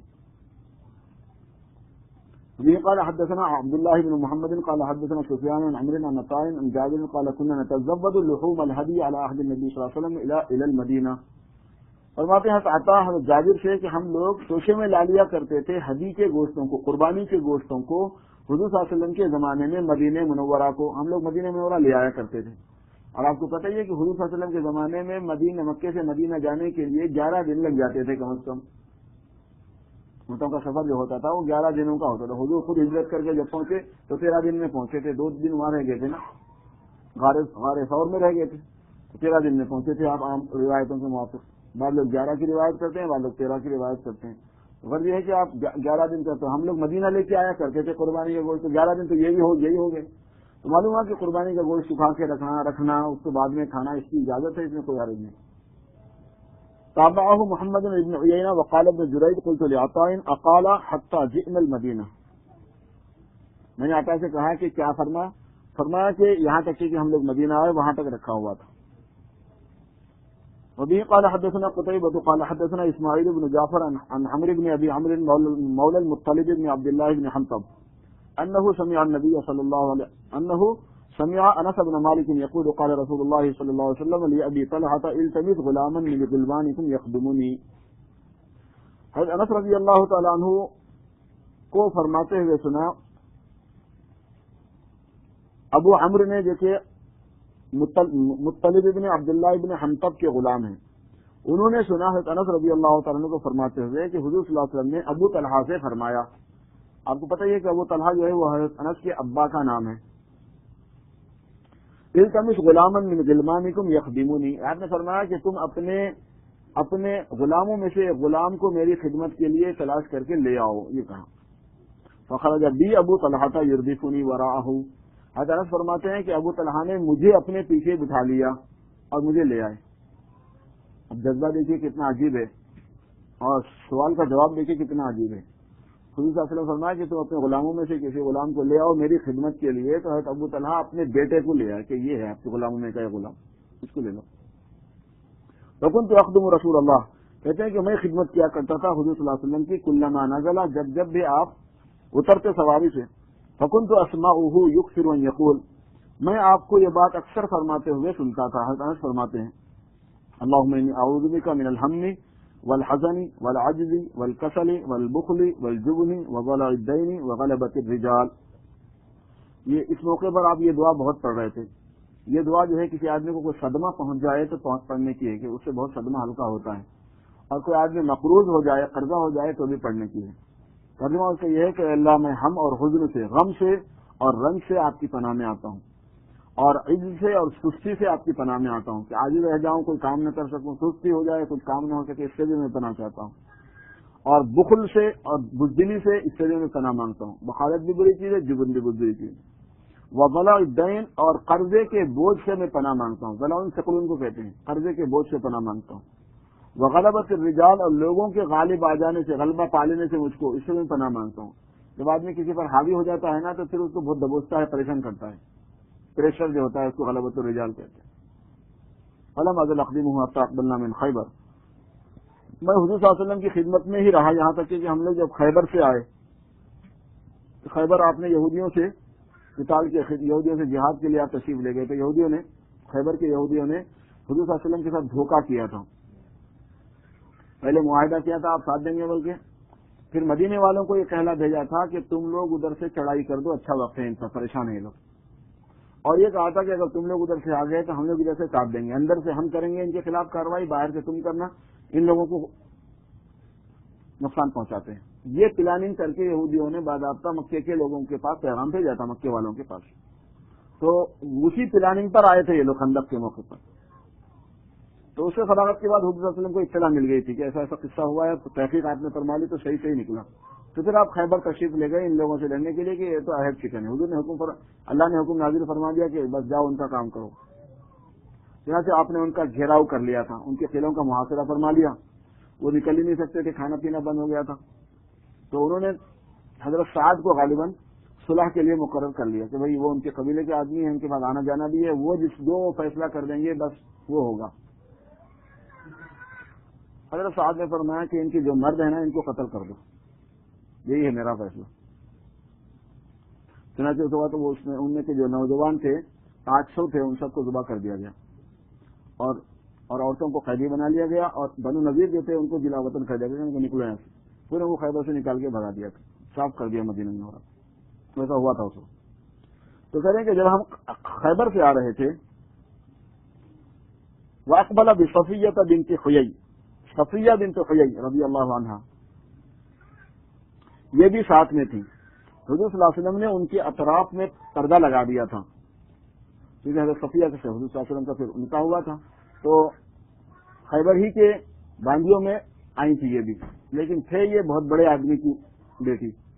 تو ان کے اکرام میں حضور صلی اللہ علیہ وسلم نے ان کا احترام بھی کیا تھا. پھر ان کو آزاد کر دیا، غلام نہیں رکھا.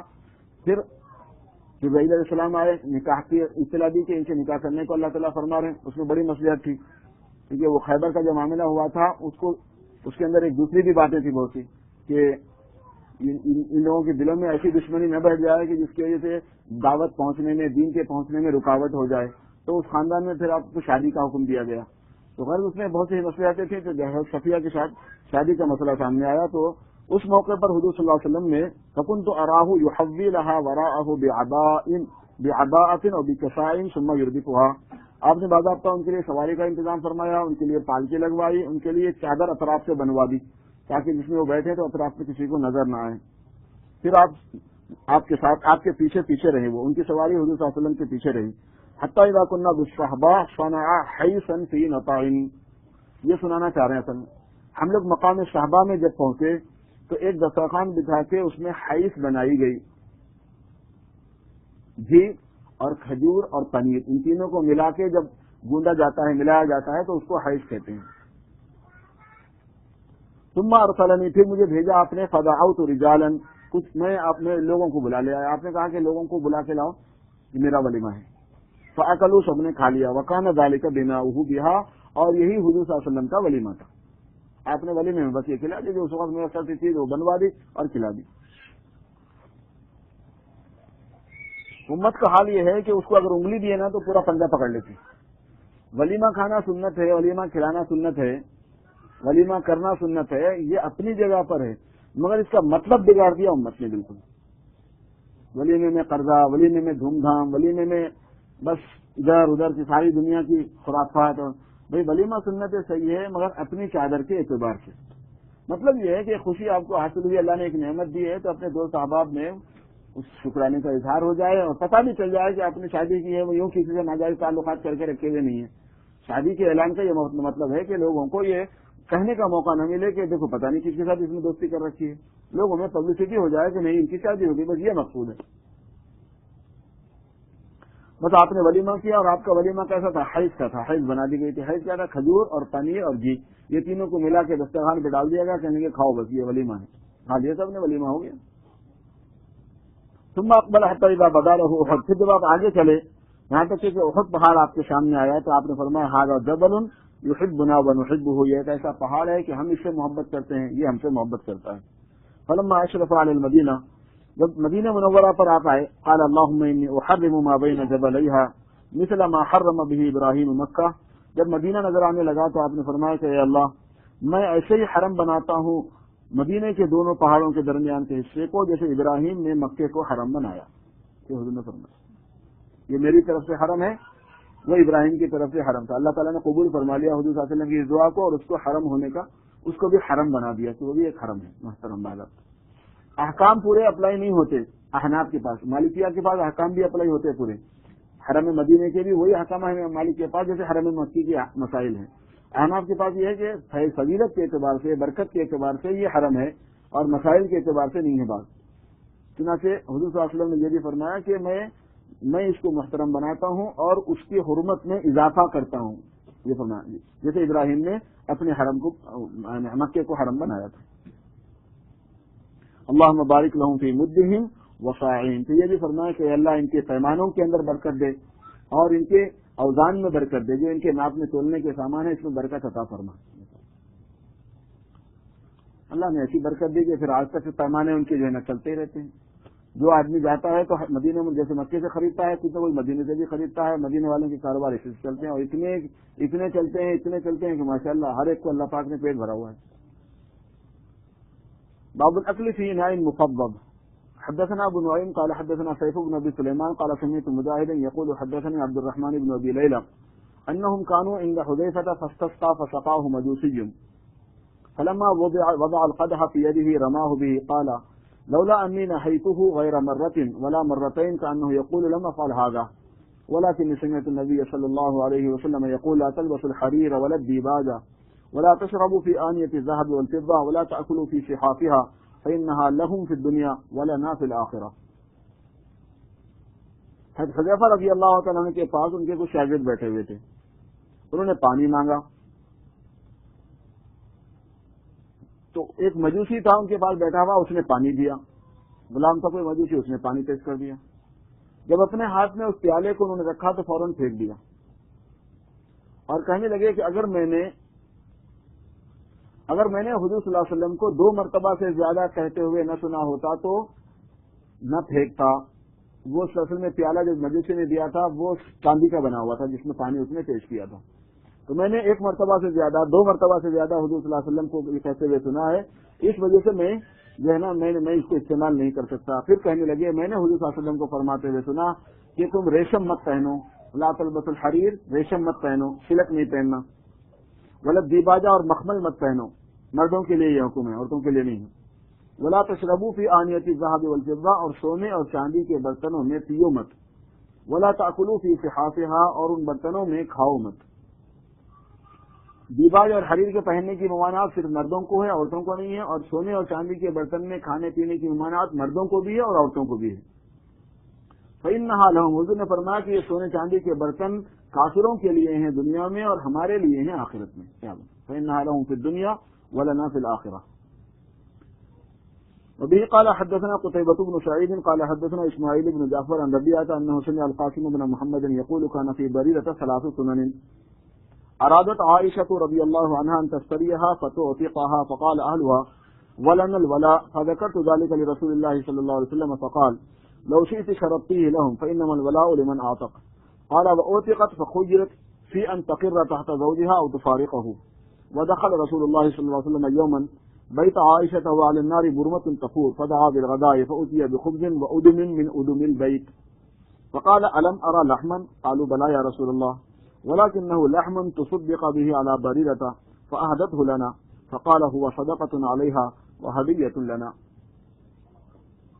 سالنوں کا بیان۔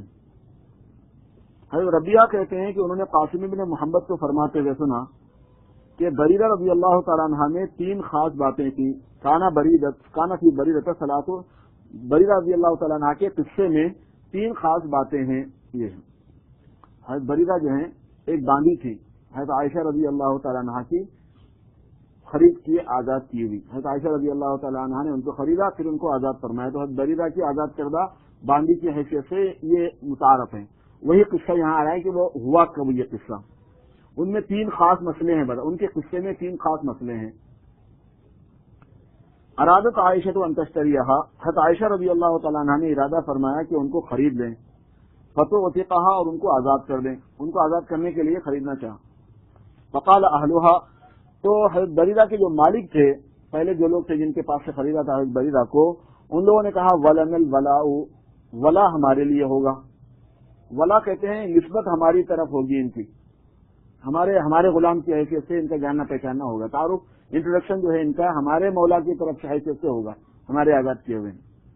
تو ولا عتاقہ جو ہے اس کو کہتے ہیں کہ یہ کس کے آزاد کیے ہوئے، ایک نسبت ہوتی ہے، شرافت ہوتی ہے کہ ہم نے فلاں کو آزاد کیا، فلاں ہمارے آزاد کیے، فلاں ہمارے آزاد کیے، تو انہوں نے کہا کہ ہماری طرف نسبت ہوگی۔ اور دوسری ایک اور بات بھی ہوتی ہے، وہ یہ ہے کہ مولا عتاقہ وراثت میں حصے دار ہوتا تھا، کہ جو آزاد کیا ہوا ہے، جو آدمی کو آزاد کیا گیا، اگر وہ مر گیا اور اس نے مال چھوڑا، وہ کس کو ملے گا؟ تو اس میں ان لوگوں کو ملتا تھا جو آزاد کرنے والے ہیں۔ تو انہوں نے کہا کہ ہم کو ولا ہوگا کیونکہ ہماری باندھی ہے یہ۔ فذکرت ذلک رسول اللہ صلی اللہ علیہ وسلم، حضور صلی اللہ علیہ وسلم نے اس کا تذکرہ کیا ہے عائشہ رضی اللہ تعالیٰ عنہ نے۔ فقال لو شئت شرطتیہ لہم، حضور نے فرمایا کہ اگر تم چاہو تو شرط لگا لو ان کے ساتھ، کہ کہیں گے ٹھیک ہے، اگر تم چاہو تو منظور کر لیتے ہیں ان کی شرط کو کہ ولا تمہارے لیے ہوگا۔ لیکن مسئلہ میں بتا رہا ہوں، فإنما الولاء لمن اعتق، ولا تو اس کا ہوتا ہے جو آزاد کرے۔ شرط لگانے سے کیا ہوتا ہے؟ آپ نے یہ فرمایا کہ اگر ان کو شرط لگانے پر اصرار ہے تو لگا لینے دو، جب تم ان کو خرید کے آزاد کر دو گے نا تو آٹومیٹکلی تم ہی ہو جاؤ گے، ان کے لگانے سے کچھ نہیں ہوگا، شرط ہوگا تو لگا لینے دو، بیچنے کے واسطے اگر لگا رہے ہیں تو لگانے دو، معلوم نہیں ہے ان کو اس لیے لگا رہے ہیں۔ خرید و فروخت میں اور معاملات میں ایک چیز ہوتی ہے کہ کوئی شرط ایسی جو اس کے مخالف ہو نہیں لگا سکتے آپ، یہ ایک اصولی چیز ہے، قاعدے کی چیز ہے جو یہاں موقع نہیں ہے اس کی تفصیل کا، لیکن یہ کہ معاملات میں شروط فاسدہ سے معاملہ تو ہو جاتا ہے، شرط باطل ہو جاتی ہے۔ ایگریمنٹ کے اندر اور لین دین کے اندر بعض شرطیں ایسی ہوتی ہیں کہ جس کا لگانا صحیح ہے، اور بعض شرطیں ایسی ہیں جن کا لگانا صحیح نہیں ہوتا۔ تو جن شرطوں کا لگانا صحیح نہیں ہوتا اگر وہ لگائی بھی جائیں تو وہ شرط معتبر نہیں ہوتی۔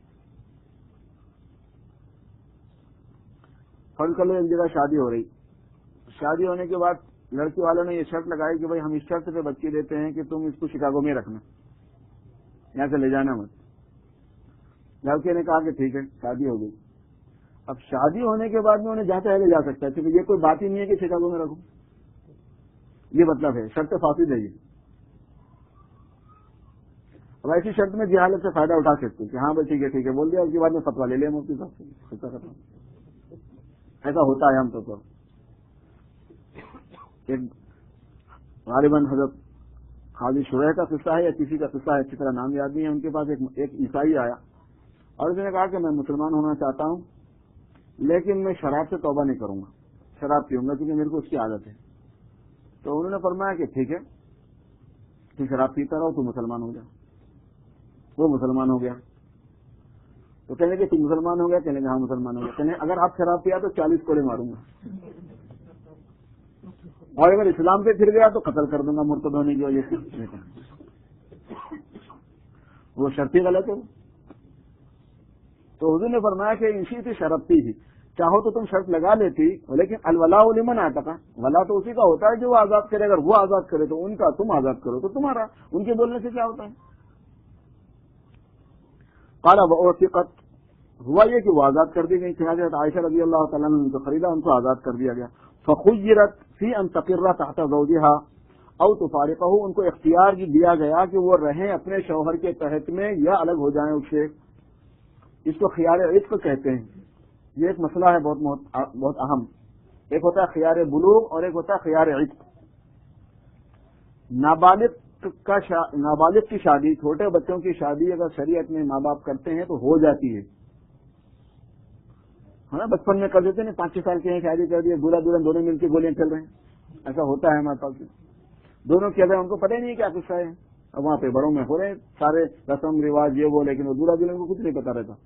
تو چھوٹے بچوں کی شادیاں ہو جاتی ہیں، اور یہ صحیح ہے، ماں باپ جو ہے نا یہ سمجھتے ہیں کہ پتہ نہیں ہم بعد میں زندہ رہیں مر جائیں، یہ جوڑا اس کے لیے مناسب ہے، کر دیتے ہیں۔ لیکن اس میں ایک مسئلہ ہوتا ہے، اس کو خیار بلوغ کہتے ہیں۔ جس دن لڑکی بالغ ہوتی ہے اس دن اس کو اختیار ہوتا ہے کہ چاہے تو وہ اپنے شوہر کو اختیار کرے یا نہ کرے، باوجود شادی کر دینے کے۔ اگر وہ کہے کہ مجھے یہ رشتہ پسند نہیں ہے، میں نہیں رہتی، تو پھر ٹوٹ جاتا ہے، وہ اس کو خیار بلوغ کہتے ہیں، کیونکہ ماں باپ نے کیا صحیح ہے لیکن بلوغ کے اپنا اس کا ایک اختیار ہوتا ہے۔ ایسے یہ خیار عتق ہوتا ہے۔ جو باندیاں ہوتے تھے، مالک کو حق ہے کہ وہ چاہے اپنے پاس رکھ لے چاہے کسی سے شادی کر دے، اس کے احکام ہیں بہت لمبے چوڑے۔ اگر آدمی اپنے پاس رکھ لیتا ہے باندی کو تو وہ رکھ سکتا ہے، اس کی اجازت ہے، حقوق ہیں ان کے بنے ہوئے۔ اور اگر وہ شادی کر دے، کسی خود شادی نہیں کر سکتا، اگر شادی کرنا ہے اس کو تو آزاد کر کے کرنا پڑے گا۔ وہ کسی سے شادی کر دے سکتا ہے، کسی اور آدمی سے، کیونکہ اس میں مہر وغیرہ ملے گا نا۔ وہ آپ بولیں گے کرتا کیوں ہے؟ کرتا اس لیے ہے کہ جب باندی کی شادی کرتے تو مہر باندی کو نہیں ملتا، باندی کے مولا کو ملتا۔ شادی کر دیتے ہیں تو کھانے پینے کا خرچہ اس آدمی کے ذمہ ہو جاتا ہے جس کی نہیں بیوی ہوئے، تو مالک کے ذمے سے خرچہ اٹھ جاتا ہے۔ بعض بعض مرتبہ 50-50 باندیاں آ گئی ہیں، اس سے اب کیا کرنا، سوگو کون پال لیتے، ورنہ تو شادیاں کر کے دے دیتے، وہ لوگ پال لیتے رہتے، پھر ان کا مہر الگ مل جاتا۔ بہت سے ایسے اس میں باتیں ہیں جو اس وقت نہیں کھولی جا سکتی کیونکہ ایک لمبی بحث ہے وہ، تو دوسرے سے شادی کر سکتے ہیں۔ تو اگر کوئی آدمی نے اپنی باندی کی شادی کسی اور سے کر دی اور وہ باندی کسی طرح سے آزاد ہو گئی، تو جس وقت وہ آزاد ہوگی اس وقت اس کو اختیار ہے کہ جس سے اس کی شادی شوہر نے مالک نے کی تھی، جس آدمی سے اس کی شادی مالک نے کی تھی، چاہے تو اس کے ساتھ رہے یا نہ رہے، اس کو خیار عتق کہتے ہیں۔ جیسے خیار بلوغ حاصل ہوتا ہے ایسے خیار عتق حاصل ہوتا ہے۔ تو حضرت بریر رضی اللہ تعالیٰ عنہ کو آزاد جب کر دیا گیا تو خیرت فی ان تقر، ان کو اختیار دیا گیا تھا کہ وہ رہیں اپنے شوہر کے تحت میں، اور تفارقہ یا الگ ہو جائیں۔ بہت لمبا قصہ ہے ان کا، اور اتنے مسئلے اس حدیث میں ہیں کہ جس کی کوئی حد نہیں۔ علماء نے 300 سے زیادہ مسئلے اس میں بیان کیے اتنی چھوٹی سی حدیث میں۔ حضور صلی اللہ علیہ وسلم کبھی کبھی کوئی ایسی بات فرماتے، کوئی ایسا واقعہ ہوتا ہے کہ مسئلوں کی ایک لائن لگ جاتی ہے، اس میں کتاب ہے، بعد آتا حدیث کے اوپر پوری کتاب ہے کہ جس میں سارے اس سے نکلتے ہوئے مسئلے بیان کیے گئے۔ میں نے بھی 20-25 مسئلے لکھے تھے لیکن ٹائم نہیں ہے۔ حضرت مغیث جو ہے وہ ان کے شوہر تھے، ان کے شوہر کا نام مغیث ہے، اب وہ بیچارہ عاشق تھا ان کا۔ حضرت مغیث شکل صورت کی اچھے نہیں تھے، حضرت بریرہ شکل صورت کی بہت خوبصورت تھی، لیکن چونکہ آقا باندھی تھی ہیں تو آقا جس سے بھی شادی کر دے مجبوری ہے. تو عجیب خاتون تھی، اس زمانے میں اسلام بھی بڑا عجیب تھا، ایک منٹ کو پسند نہیں کرتی تھی وہ مغیث کو، دونوں میں کوئی میچنگ نہیں تھی تو ان کے دل بھی نہیں جمع. لیکن کبھی بھی باندھی ہونے کے زمانے میں کبھی کوئی شکایت نہیں کی مغیث کی، اور کبھی ان کے حق کی ادائیگی میں کمی نہیں کی. جو معاملہ ہوتا ہے میاں بیوی کا اس میں کوئی فرق نہیں آنے دیا کہ وہ کوئی محسوس ہی نہیں کیا کسی نے ان کے آزاد ہونے تک کہ یہ اپنے شوہر کو پسند نہیں کرتی تھی، کوئی محسوس نہیں کیا تھا.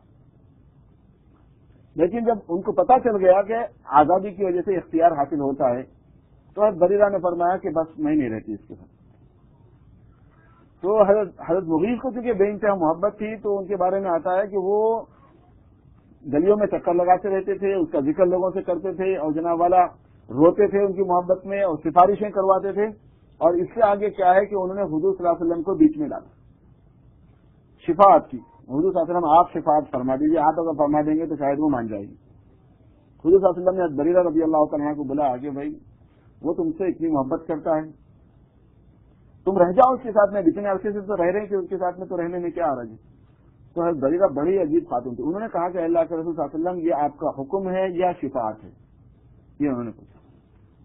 تو حضور نے فرمایا کہ حکم نہیں ہے، یہ حکم نہیں ہوتا، میں شریعت میں دخل سب شریعت میں تمہیں اختیار دیا ہے تو دیا ہے.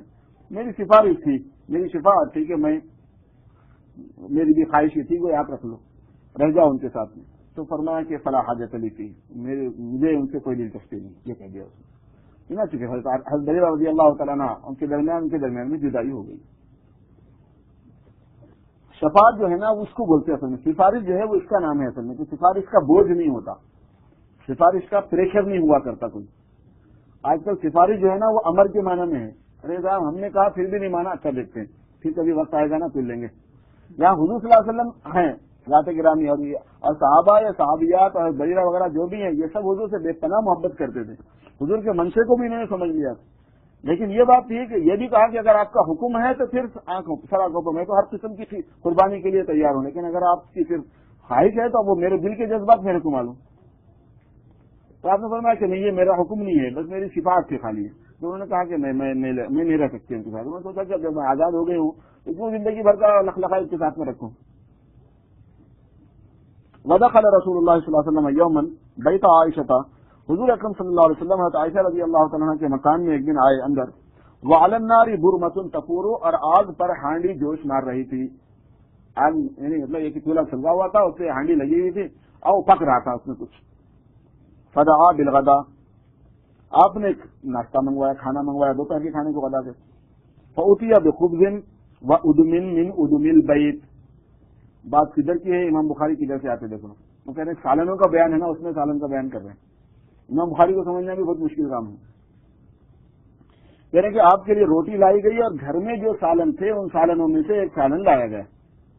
تو معلوم ہوا کہ گھر میں سالن ہوا کرتے تھے، یہ مطلب نکلا. کیا سالن آپ کو لایا گیا یہ نہیں بتا رہے یہاں پہ، لیکن یہ کہ ادم البیت گھر کے سالنوں میں کا ایک سالن آپ کی خدمت میں پیش کیا گیا.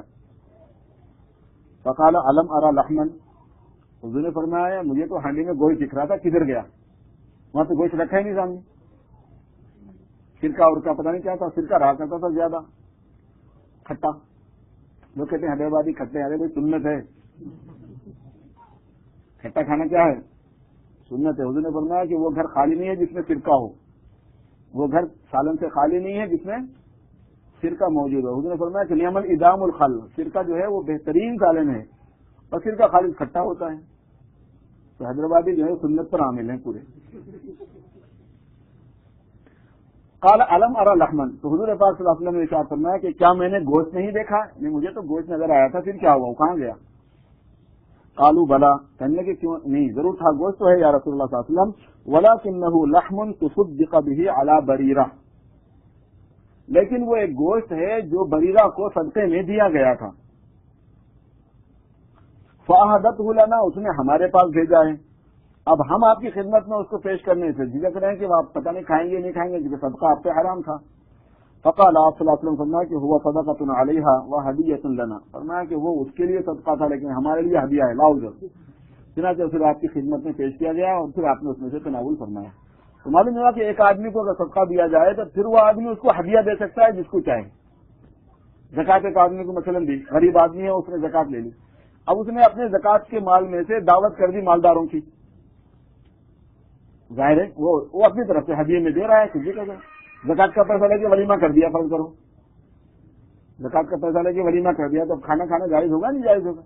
یعنی اس کے اس مال میں اس کے مال کو اب عام حیثیت حاصل ہو گئی، وہ سب مالوں میں کا ایک مال ہو گیا، وہ اب کسی کو چاہے کھلا سکتا ہے، جس کو چاہے وہ دے سکتا ہے. یہ آپ نے ارشاد فرمایا. اس حدیث شریف میں بہت سے مسائل ہیں. وہ جو 3 سنتیں تھیں ان میں 3 خاص مسئلے تھے جس کا بیان ہے، وہ انہی کا مذاکرہ کر لیتے ہیں. دوسرے مسائل غور کرنے سے خود بخود سمجھ میں آ سکتے ہیں.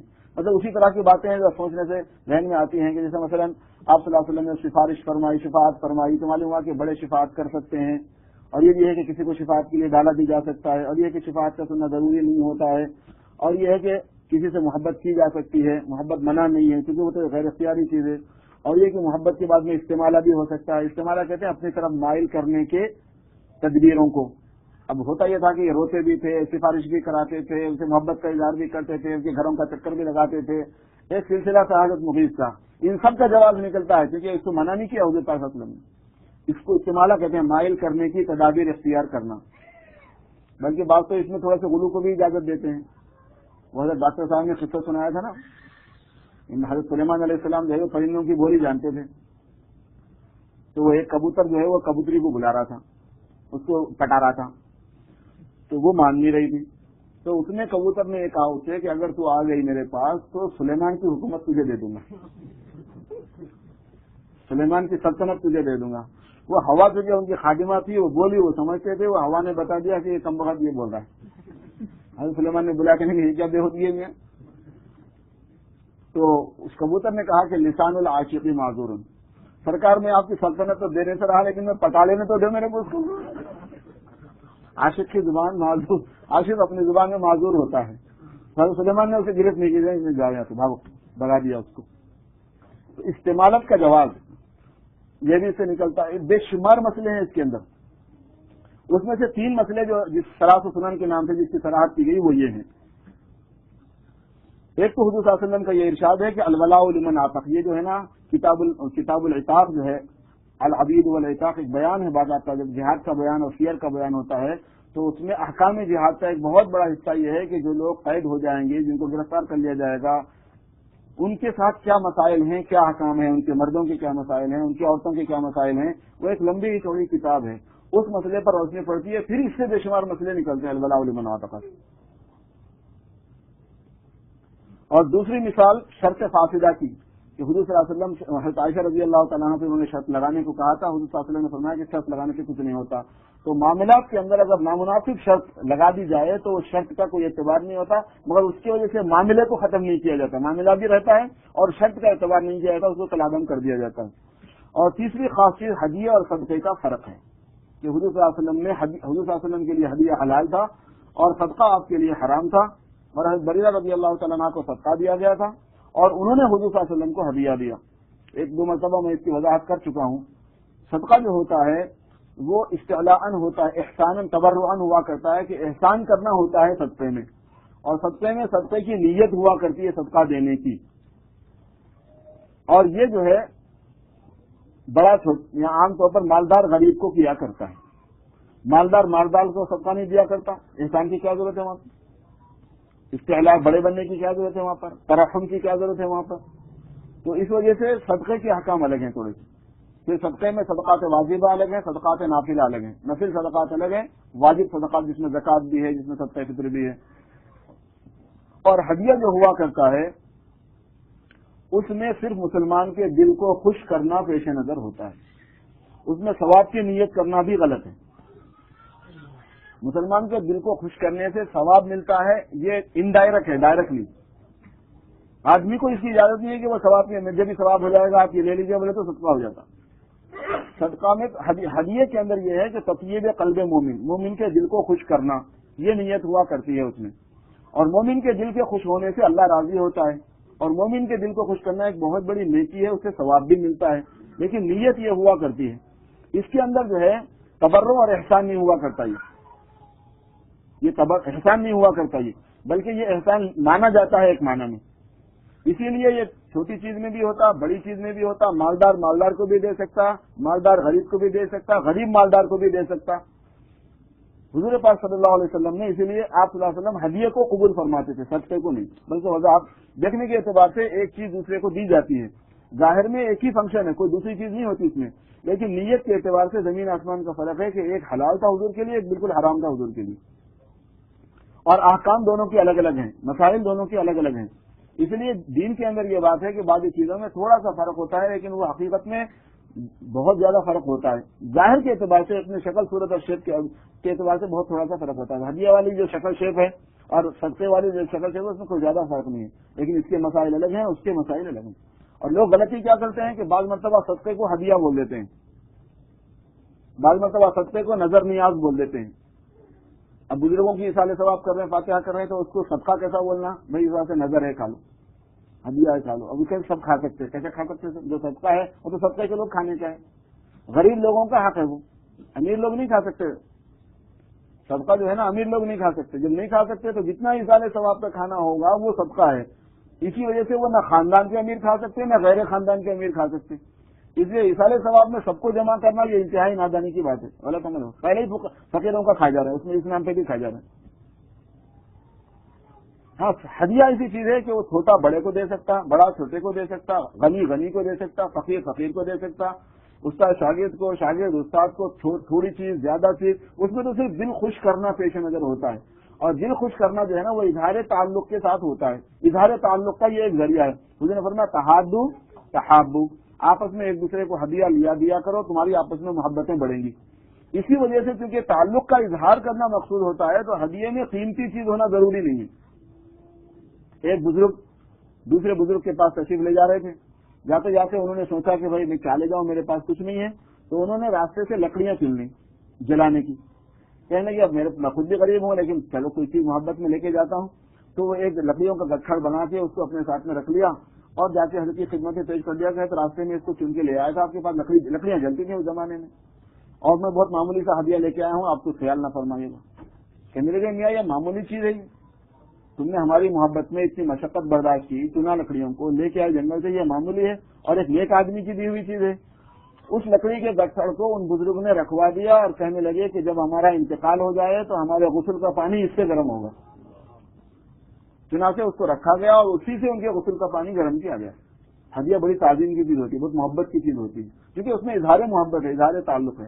तो हदिये के अहकाम अलग हैं, सदक़े के अहकाम अलग हैं। तो इस हदीस से ये भी मालूम हो जाता है कि सदक़े और हदिये में फर्क है, और ये भी मालूम हो गया कि जिसको सदका दिया जाए वो सदका जो है वो हदिया में फिर दिया जा सकता है किसी को। जैसे कि यही हुआ, यह बरीरा को सदक़े में गोश्त आया था, उन्होंने पका के हुजूर सल्लल्लाहु अलैहि वसल्लम की खिदमत में रख दिया, तो फिर ये हो गया। और इससे एक अहम मसला यह भी हो गया कि हज़रत बरीरा जो है वो हज़रत आयशा रज़ी अल्लाह तआला अन्हा के खर्चे में थी, मऊनत में थी, यानी उनका खर्चा वगैरह हज़रत आयशा बर्दाश्त करती थी। तो हज़रत आयशा के खर्चा बर्दाश्त करने की वजह से अगर कोई हज़रत बरीरा को कोई चीज दिया तो इसका मतलब ये नहीं बना कि वो आयशा का है, समझ में आ गई बात। और ये नहीं बना कि हज़रत आयशा को कैसे सदका दिया गया, वैसा नहीं बात। बरीरा को जो दिया गया तो बरीरा को ही दिया गया। तो तहतल मऊनत, किसी के जिम्मे में अगर कोई आदमी रहता है तो उसको अगर कोई चीज मिले तो इसका ये मतलब नहीं होता कि जिसके जिम्मे में है उसी की वो चीज हो जाती है। इसकी वजह से फिर अलग अहकाम निकलते हैं, मसाइल निकलते हैं। मसाइल तो बहुत से हैं, लेकिन अब मौका वक्त नहीं रहा। इंशाअल्लाह ताला फिर अल्लाह ने चाहा तो जिक्र किया जाएगा। जैसे इसके पहले अर्ज किया गया था कि इंशाअल्लाह ताला तफसीर का और हदीस का सिलसिला जो है वो मौलाना अब्दुल हलीम साहब जारी रखेंगे, जब मेरा सफर अल्लाह ने अगर चाहा तो पेश आ गया तो। जिसमें मंगल के दिन दर्स हदीस भी हुआ करेगा, वो मिशका शरीफ का दर्स देंगे इंशाअल्लाह ताला, और जुमा के दिन दर्स कुरान का भी सिलसिला होगा। और ये समर के बाद में भी यहाँ स्कूल जारी रखने का इरादा है इंशाअल्लाह ताला। शोबा हिफ्ज़ भी रहेगा और दीगर तालीम का सिलसिला भी जारी रखने का इरादा है। तो इस सिलसिले में आप हजरात तवज्जो फरमाएं, अपने मुतालिकीन को भी मुतवज्जो करें, खुद अपने औलाद वगैरह के बारे में भी जिनको सहूलत हो वो इससे भरपूर इस्तेफादा करें। इस तरह मदरसे को भी तरक्की होगी। और इतवार के दिन जो इज्तिमा होने वाला है, जलसा होने वाला है, वो भी जिसकी तरफ आपको याद दहानी इससे पहले भी कराई गई थी, उसमें भी ध्यान रखें, वहां भी तशरीफ लाएं, सुने। वो भी एक अच्छा सिलसिला हो जाएगा। अगर वो कामयाब होता है, उसमें आप लोगों की तवज्जो जाहिर होगी, तो इंशाअल्लाह ताला हर महीने 2 महीने में मुख्तलिफ मौजूआत पर کافی علمی مواد آپ کو دینے کی کوشش کی جائے گی تاکہ علمی شعور جو ہے یہ بیدار ہونا چاہیے، اور مختلف پہلو جو مسائل کے ہوا کرتے ہیں وہ مستحضر ہوں اور لوگوں میں علم زندہ ہو، تو اس سے بڑی برکتیں ہیں، اس کے بڑے خیر ہیں کہ لوگوں کو مسائل کے مطابق عمل کرنے میں بڑی مدد ملتی ہے۔ حق تعالیٰ شان ہم سب کو عمل کی توفیق عطا فرمائے۔ اللهم صل على سيدنا محمد وعلى ال سيدنا محمد وبارك وسلم۔ ربنا ظلمنا انفسنا وان لم تغفر لنا وترحمنا لنكونن من الخاسرين، اللهم انك عفو كريم تحب العفو فاعف عنا يا كريم، اللهم آت نفوسنا تقواها وزكها انت خير من زكاها انت وليها ومولاها، اللهم جنبنا الفواحش ما ظهر منها ما بطن، وبارك لنا في اسماعنا وابصارنا وقلوبنا وازواجنا وذرياتنا، وتب علينا انك انت التواب الرحيم، واجعلنا شاكرين لنعمتك ومثنين بها قابليها واتمها علينا، ربنا تقبل منا انك انت السميع العليم، وتب علينا انك انت التواب الرحيم، ربنا هب لنا من ازواجنا وذرياتنا قرة اعين واجعلنا للمتقين اماما، وصلي وسلم وبارك على سيدنا مولانا محمد وآله واصحابه اجمعين برحمتك يا ارحم الراحمين۔